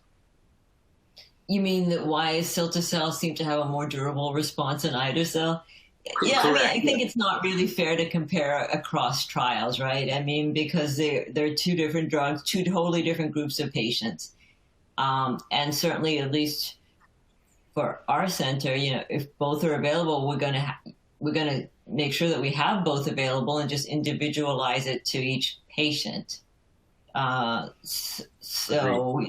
think I'd be interested to hear what you say too, Joe, in terms of... I think this comparison, the populations were a little bit different. I also think there's a learning curve, right? I mean, the early days of ide-cel, we weren't as familiar with CRS and some of the other complications. We're getting better at recognizing it and intervening. So, that gives an advantage to a more recent study. But there may be a biological difference there that cilta-cel lasts longer. But I'm loath to make that conclusion now. It's too early. Right now, I mean, both of them have such extraordinary response rates that they would be great options if available. Deborah, before we turn to you to give us the final talk, a quick question here. A couple have come up. Someone was talking about being on maintenance therapy with lenalidomide. They're doing well with it in terms of their disease control, but they're nervous about dose reducing for toxicity.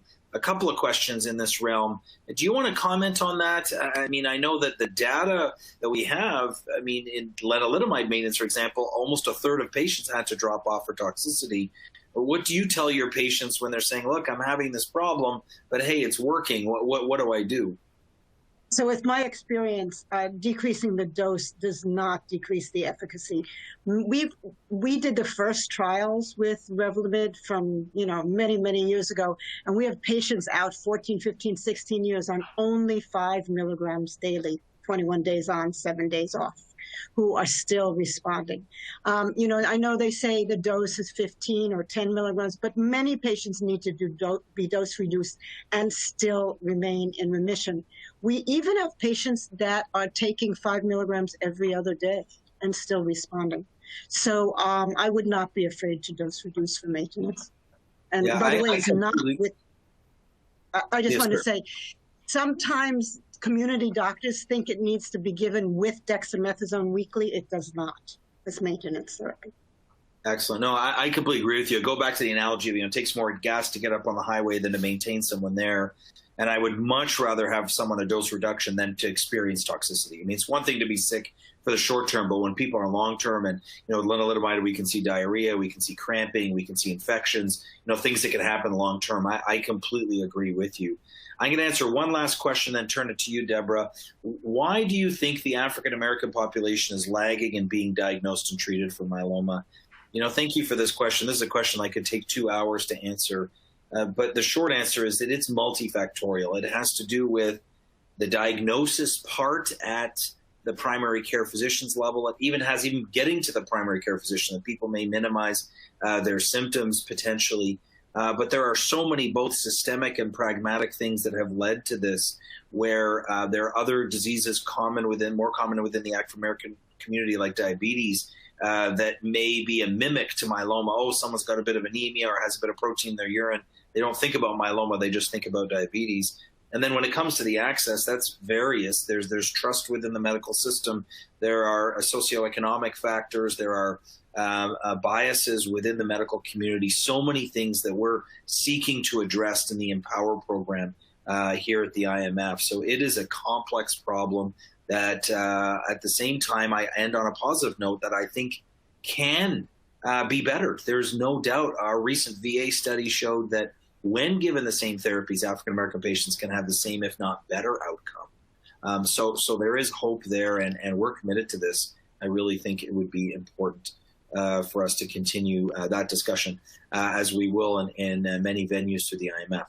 All right, Deborah, I'm going to turn it to you now to talk to us about this next topic, managing symptoms and side effects. We really look forward to it, and then we'll have a little bit of time for Q&A to wrap up.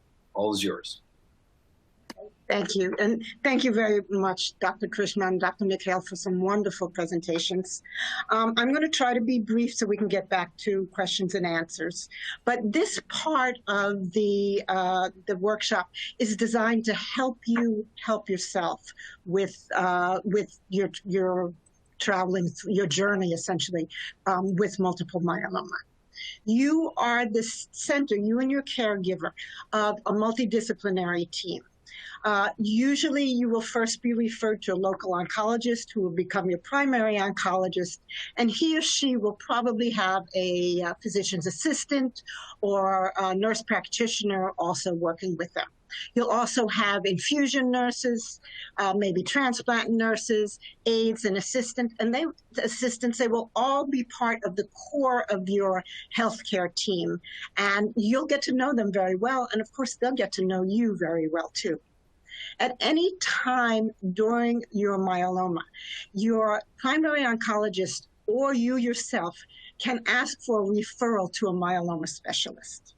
Myeloma specialists, such as Dr. Krishnan and Dr. Mikhael, but they're all over the country. They're usually in major hospitals or in academic centers or research centers. And with a consultation with a myeloma specialist means that they go over all your myeloma in detail, everything about you in detail, and they will then make suggestions for future treatments, also make sure that you're getting the right response with the treatment that you're now on. And the main thing is that you can use them as a consultant anytime throughout your lifetime. So you or your primary oncologist can call them, discuss your case, just make sure that you're on the right track, and maybe actually ask about further treatments. Also, myeloma specialists can refer you for clinical trials. Now, besides myeloma specialists, you may already have specialists who are taking care of you, like a cardiologist or a diabetes doctor. These people should also be part of your multidisciplinary team. Your primary oncologist should be communicating with them and sending them all your labs and your notes. He may also refer you to other specialists, like kidney specialists or infectious disease specialists. But one of the most important people in your healthcare team is your primary care physician. All myeloma patients must have a primary care physician. You know, your primary oncologist takes care of your myeloma, but your primary care provider takes care of the rest of you. And the rest of you really is important. They also may help with your myeloma care. They may be the ones to prescribe antibiotics if you get an upper respiratory infection. They may be the ones to, take care of you after surgery. So very important is that your primary oncologist have close contact with your primary care provider, that they exchange labs and notes, and both of them know exactly what's happening with you at all times. And of course, you and your, family support network are very important part of the entire healthcare team. Now, this looks like a very busy slide, and Dr. Krishnan and Dr. Mikhael went through a lot of this. But I just want to say this is just an example of how many combination therapies we have in multiple myeloma. And if anyone is a mathematician, you can probably figure out, exactly the number of combinations we could have with so many therapies. There have been 14 new drugs approved in multiple myeloma in the past 15 years. That's probably more than any other cancer or any other disease for that matter. The reason we use combination therapy is we will take a drug from different classes, and it's like armies coming from different directions, all attacking a central enemy. So I'll just give you an example. VRD, as you see on the right-hand column there, V stands for Velcade, that's a proteasome inhibitor. R stands for Revlimid, that's an immunomodulatory drug. And we add to that dexamethasone. So you get a 3-drug combination attacking the myeloma cells in different ways. We can have 2 drugs, 3 drugs, 4 drugs, even 5 and more drug combinations. You can be a part of the decision that the doctor makes in what to treat you with. By stating your preferences, stating your goals, let them know what your lifestyle is. And just, requesting to the doctor that they include you when they're considering what regimen, what combination of drug to choose for you. Now, I know it can be easier said than done communicating with doctors, but for the most part, most clinicians really do want you to take part in their treatment decisions. And remember, you can always talk to the nurse practitioner, the physician's assistant. You can even talk to your treatment nurses, and they can get across to the doctor some of your wishes. But of note, please be careful in listening to stories you hear from neighbors or friends of friends or things you read on the internet, because everyone's myeloma is different because they're all in individual bodies. So just because you and someone else have the same type of myeloma and maybe diagnosed with the same symptoms, you still may react totally different to different regimens. You may have different symptoms or no symptoms at all. Things may work for you that don't work for other people. When you go to your doctor or nurse for an appointment, try to write down your questions beforehand and make them as concise and organized as possible. Let them know when you arrive that you have a list of questions. Try to bring another set of ears with you. A caretaker, an advocate, a neighbor, someone else who can perhaps take notes or record. And don't be afraid to call after your appointment, call or email to clarify what was said. None of us expect you to totally take in everything we say, especially if you're newly diagnosed. It's overwhelming, and sometimes we use a lot of jargon that we're not even conscious that we're using it. So feel free to always call afterwards and go over your nurse and doctor. Now, the Nurse Leadership Board, which is part of the International Myeloma Foundation, has created a myeloma treatment discussion tool that you can use with your doctor. The first part of this is actually questions that you can ask yourself and ideas so that you can formulate your goals, formulate your preferences, and really, really clarify it in your own mind. The second part are actually a list of questions that you can change or add to ask your doctor. And if you're not comfortable with, asking your doctor too many questions, you can actually hand it to your doctor and say, the International Myeloma Foundation is my advocate, and they suggest that we go over these questions together so that I can be part of my treatment decisions. Now, multiple myeloma causes symptoms, and treatments for myeloma also cause symptoms that we also refer to as side effects. So on the left-hand side of the screen, you'll see what Dr. Mikhael referred to as CRAB, C-R-A-B, and that's an acronym for the symptoms of multiple myeloma. I always add an I to that, so it's CRAB-E. The C stands for increased calcium, and symptoms of having an increased calcium are things like stomach aches, severe constipation, sometimes a little confusion with your thoughts. But the most common thing we see is patients being very sleepy. They may fall asleep in the middle of a discussion. These are symptoms that you want to report to your healthcare team right away. And only a small percentage of myeloma patients have increased calcium, only about 15%. Also, all of these CRAB criteria that we're talking about, whenever you go into the clinic, they will test for these different things. However, you may not be seeing your doctor for weeks or even a month. So you do want to report these symptoms if they occur. The second one is R for renal dysfunction. That means any kind of kidney problems. Symptoms of kidney problems can be urinating too much or urinating not enough. It can also be pain in your flanks, on your sides, or a new lower back pain. Anemia means a low red cell count. Signs of having anemia can be a new shortness of breath, maybe going up the stairs in your house, going up a hill, also increased fatigue. And any kind of sharp or new pain should be reported to your healthcare team. Now, the I is for infection. All myeloma patients have a decreased immune system. You're not able to fight off infections as well as you did before because those immunoglobulins are not functioning properly. So commonly we'll see eye infections, skin infections, but the most common is upper respiratory infections. Anytime you have signs of a cold or flu, always call your healthcare team. Now, on the right side of the screen, we're going to talk about symptoms or side effects from some of the treatments for multiple myeloma. Myelosuppression means low counts.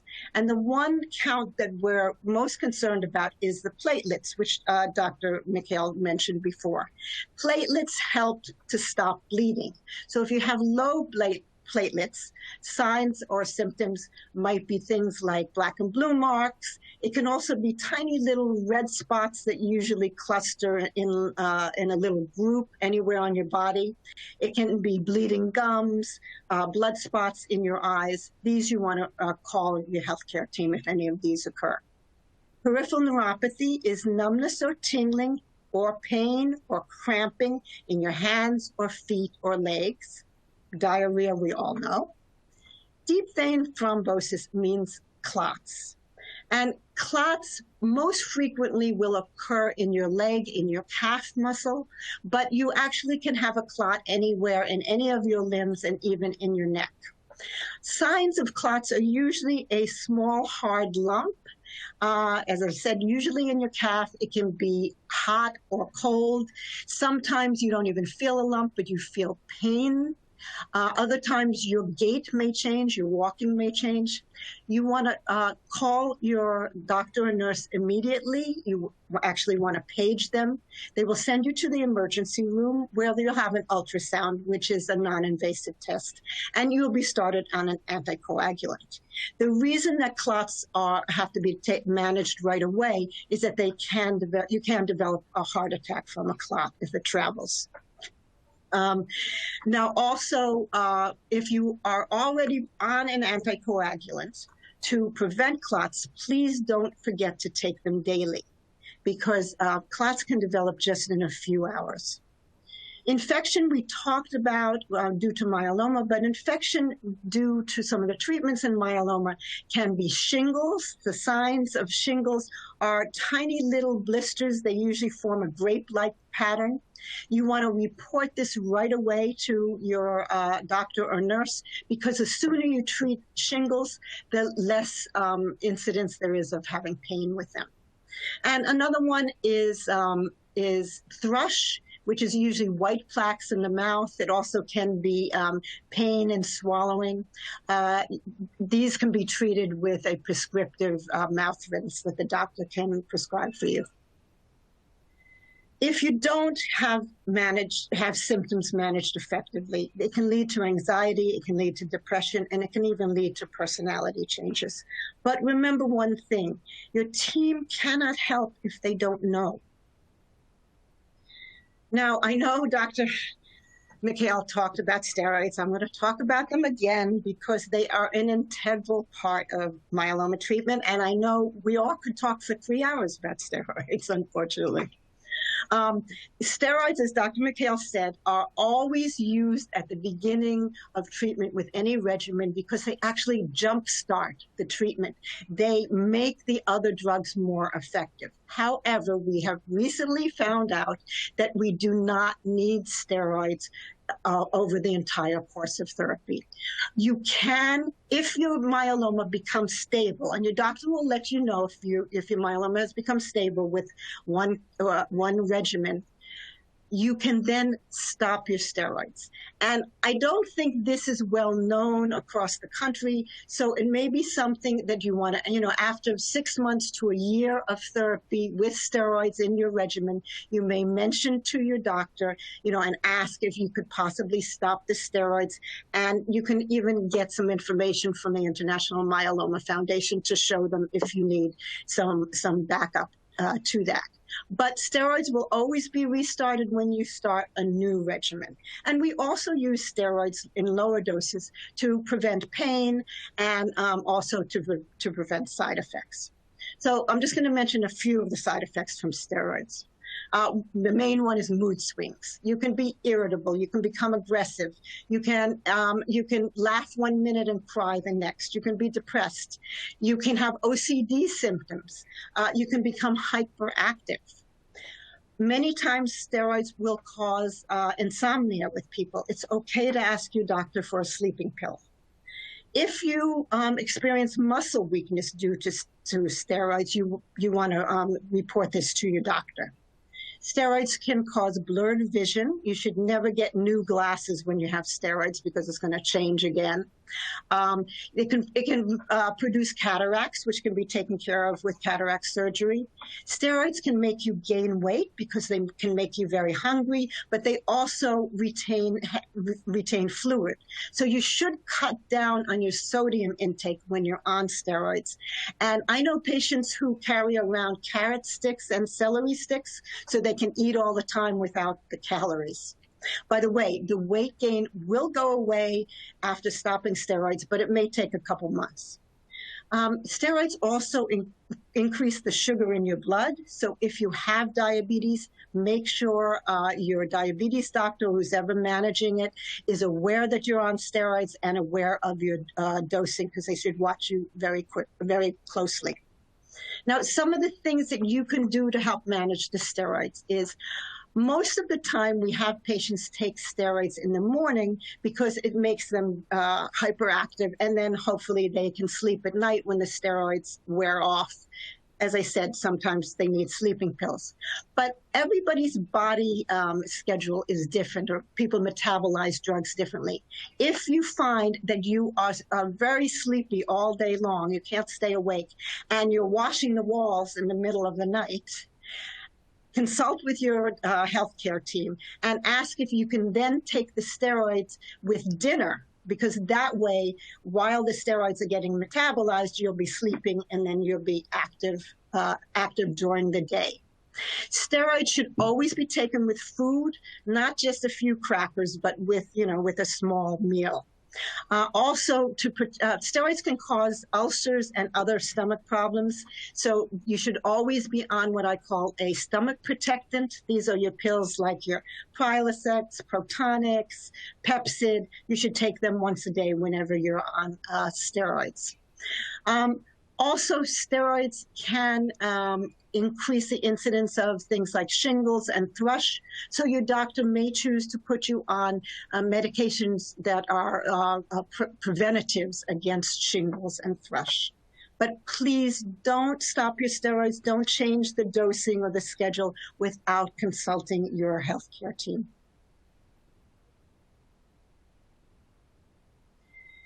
So for fatigue, depression, and anxiety, there are some things that we can do.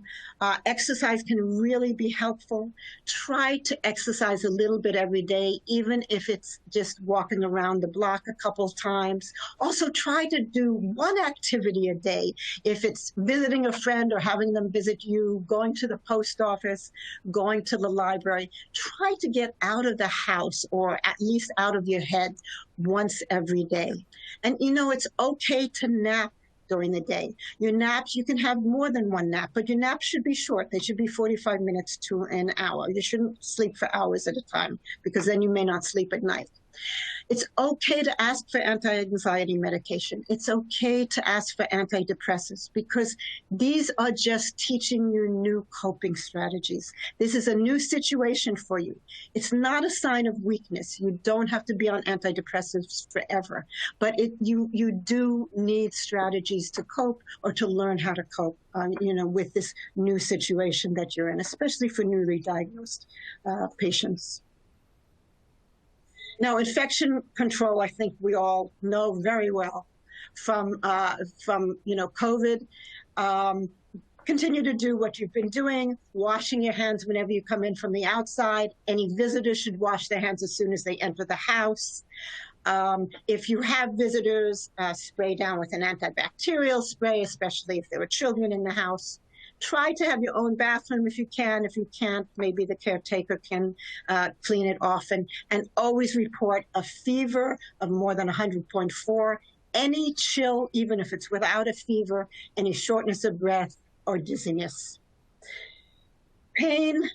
This is the 21st century. We have other ways to manage pain besides narcotics, many other ways. There are medications for nerve pain, medications for bone pain. There are many, many different alternative therapies. If you feel that your healthcare team is not managing your chronic pain, ask for a referral to a pain clinic. Nowadays, in every major city, there are pain clinics, and I've had a lot of success with my patients learning about alternative ways to control pain that we didn't even know about. They have a lot of resources. And last but not least, the IMF has a brochure, a handout for every possible aspect of multiple myeloma. You can request it by going into the website. You can also request it by calling their information line. You can also hand some of these things to your healthcare practitioners if you think they don't know a lot about certain aspects of myeloma, or they can order them also online. So I thank you for your kind attention, and we can go back to our questions and answers. Great. Thanks so much, Deborah. I know time is gone, actually, unfortunately, but I will take a few minutes to answer questions. We understand if people do have to go, you can answer the questions as we did before. I'll just quickly note, because some people may have to drop off, that we will have this whole conversation and presentation today on video, and the slides available to you. That'll be sent to you for those who have registered. And of course, please, as I mentioned from the start, provide us some feedback. I'm going to leave it on this slide for a moment so that people have that access if they don't already. And we'll just do a couple of quick questions. I'll throw a few in there. Of course, we can also email the info line at infoline@myeloma.org is another way for those of you who prefer to email. A couple of quick things. For the individual who sent a lot of detail about their own care to do with Waldenstrom's and maybe smoldering myeloma, I'd suggest you call the info line and we can discuss that with you a little bit more fully. Let's try and make the questions really quick, and we'll only take 2 or 3 more minutes. Deborah, can the shingle shot replace daily oral antivirals?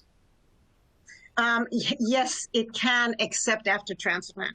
We're not sure about the effectiveness of the shot after transplant, so we still like patients to take prophylactic acyclovir after transplant. Great. Amrita, for someone who says they weren't able to collect enough for 2 transplants initially, will they ever be able to collect enough for another transplant, or does that mean that's off the table? So it's not off the table. The British had a trial where they did look at people with relapsed myeloma. They tried to recollect. It wasn't that easy. They managed in about 20% of patients. So it's not something that I would use as a go-to strategy, to be honest. Agreed. I think maybe something, if they really want a melphalan-based therapy, something like melphalan flufenamide can be an option. Lots of other great questions, but a couple of quick ones here. Maybe, Deborah, can you comment on turmeric or curcumin? Curcumin. No, no, I can't comment on it. Okay. I don't really know anything if they've had trials, and I don't know the results of the trials. I've only heard through hearsay that, it can be an antioxidant, but I don't know. I'm sorry. Although we had scheduled this, I thought usually we typically end this around noon. I've just been told we do have a little bit more time. So let's take a few more minutes if that's okay. Maybe we'll plan to wrap up by quarter after, because there are some really good questions here. So here's a good question. My husband will soon be on daratumumab maintenance every 4 weeks after the initial weekly and every 8 weeks. Is it recommended to take Dex every 4 weeks with Dara maintenance, or to stop? I think this is an important question because it comes up a lot, not just in the dexamethasone reduction service, but we give steroids and pre-meds before drugs like daratumumab and isatuximab because of the risk of developing an infusional reaction. Once someone has been on the drug many times, that risk is essentially zero. And I don't actually continue those pre-meds in most of my patients after the first cycle, let alone this far into it. So unless there's another reason for that person to be on dexamethasone, and if they're tapering it down through the myeloma regimen, there really isn't a reason to remain on dexamethasone for just the daratumumab. But that's an excellent question. So thank you for that. Deborah, should patients on lenalidomide be on aspirin? Oh, absolutely. But your doctor actually has to do a risk assessment. If you're at low risk for getting a clot, then you could be on aspirin. But if you're at moderate to high risk, you actually need to be on what I call the true anticoagulants. And those are, your pills and your shots. There's many different ones. But you should definitely be on something. No one should not be on an anticoagulant if they're on Revlimid or Pomalyst or thalidomide. So, Amrita, I've got a couple of great questions here that relate to sort of long-term follow-up and in either maintenance therapy and in monitoring patients. So for your patients on maintenance therapy, Amrita, are you imaging them on a regular basis? Like, are you doing a PET scan or something that once a year, or are you just waiting to see if their biochemistry, like their light chains or their M spike changes? What are you doing when it comes to follow-up imaging? Well, some of it isn't really dictated by me. In the ideal world, you would like to do imaging annually, but the two issues. Number one, it has become more and more difficult to get a PET scan approved by insurance companies. It's actually, I've been finding it lately, next to impossible. Even in people where they have symptoms and have a abnormal MRI or something, and I want to do a PET scan, I still cannot get it. So that's been the challenge. So I haven't been doing it routinely because I know that I won't get it in an asymptomatic person. I'm definitely not going to get it approved for the majority of the time. In fact, I have a peer-to-peer right now scheduled for a patient exactly that on maintenance as a routine follow-up. The other option, whole body MRI, would be very attractive. No radiation, but same issue. Number one, that one is also struggled by the availability. There's not many centers, including our own, actually. We don't have one as an option yet. So, and certainly insurance coverage for that will also be, I'm sure, equally challenging. So, I agree with you. I think it's got to be put in the right context. I'm not doing it that routinely. If someone has had particularly heavy bone disease, or if someone was only able to be followed on a PET scan with their extramedullary disease, then yes. But for the majority of patients who have measurable disease in their blood, typically not. In that same vein, kind of thinking to the future, someone asked, is there any study in the works or any peripheral blood tests like mass spectrometry or free DNA or plasma cell counts to replace bone marrow biopsy? And this is a great question. There's a lot of work that Dr. Dury and others have been leading in the Black Swan Research Initiative, our initiative at the IMF to find the cure of myeloma, where, no one loves getting a bone marrow test done. And could we collect the similar kind of information? I think we'll always need, at least for now, the initial bone marrow test, but we are doing some studies to see if there are those cancer cells release a little bit of DNA into the blood. We might be able to measure it that way. Nothing's quite ready for prime time yet, but we are I think, making a lot of progress there to both pick up early relapse and also to follow disease along.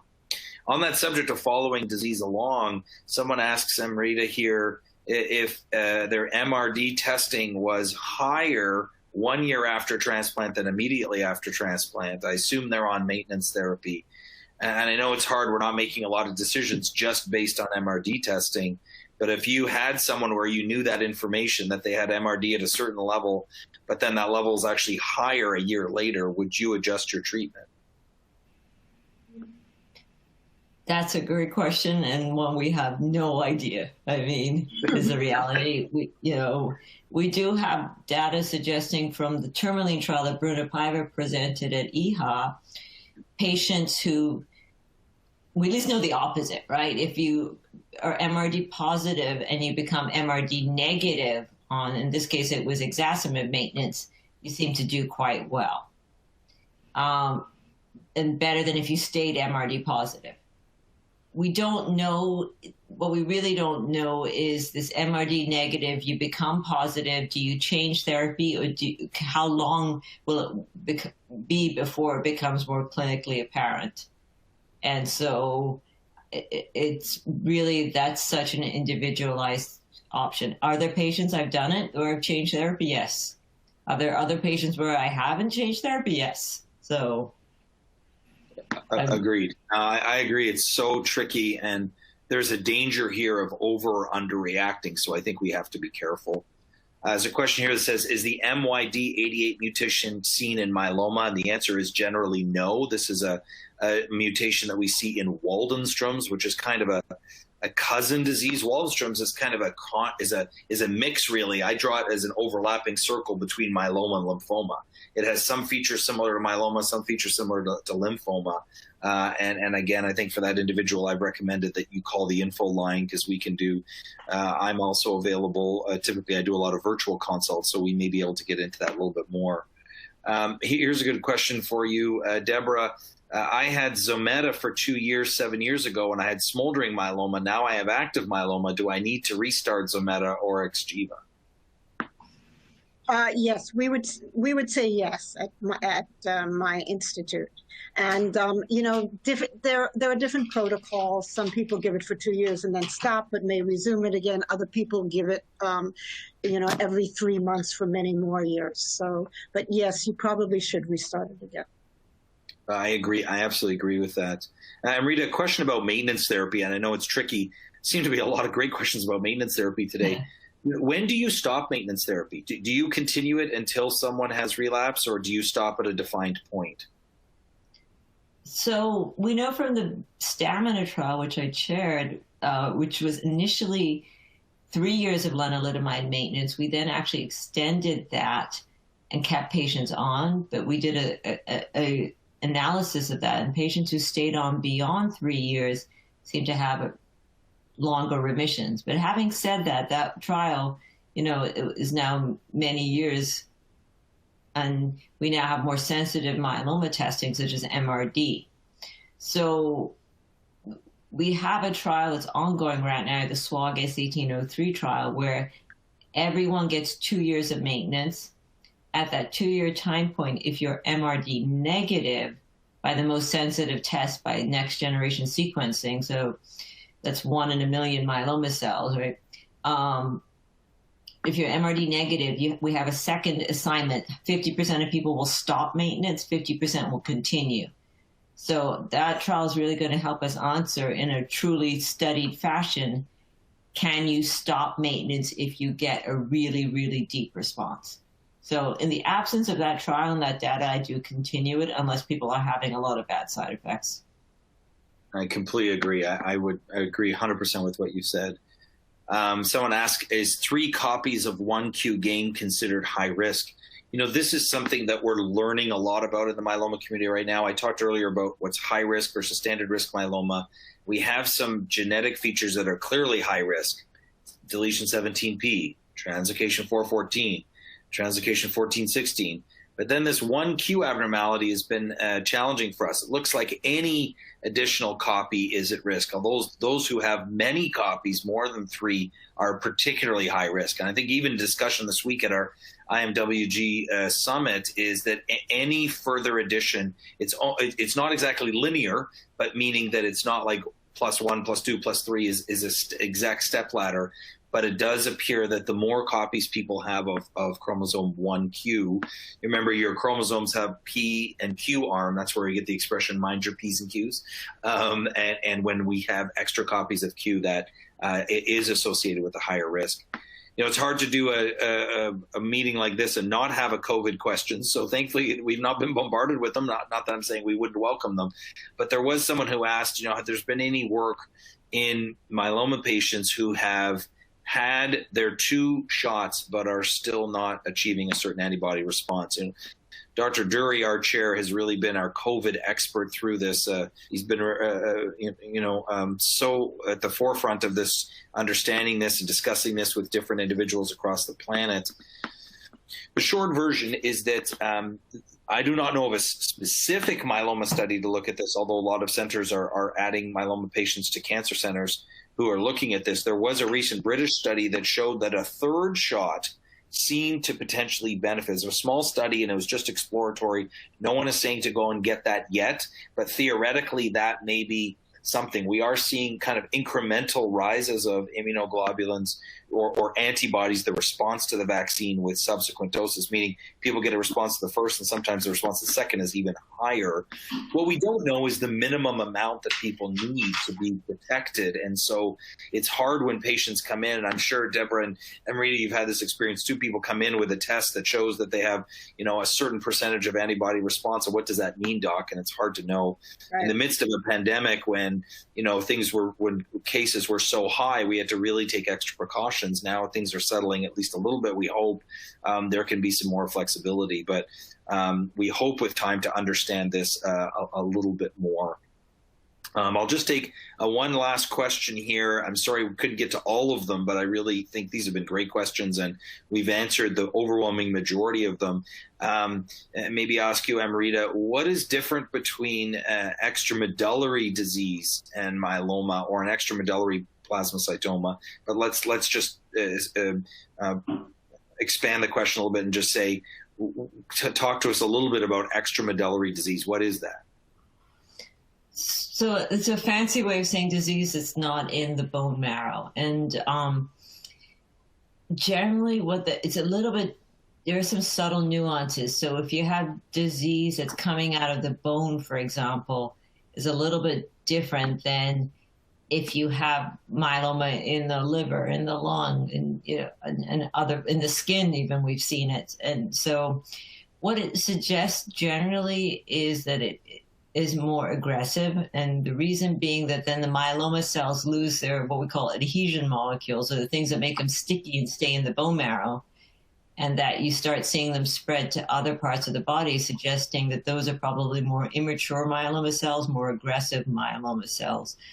And that's why there's a big discussion you hear a lot when people talk about these new drugs. Does it work in extramedullary disease? Because it really is saying, is it affecting then these more sort of aggressive types of clones of the disease?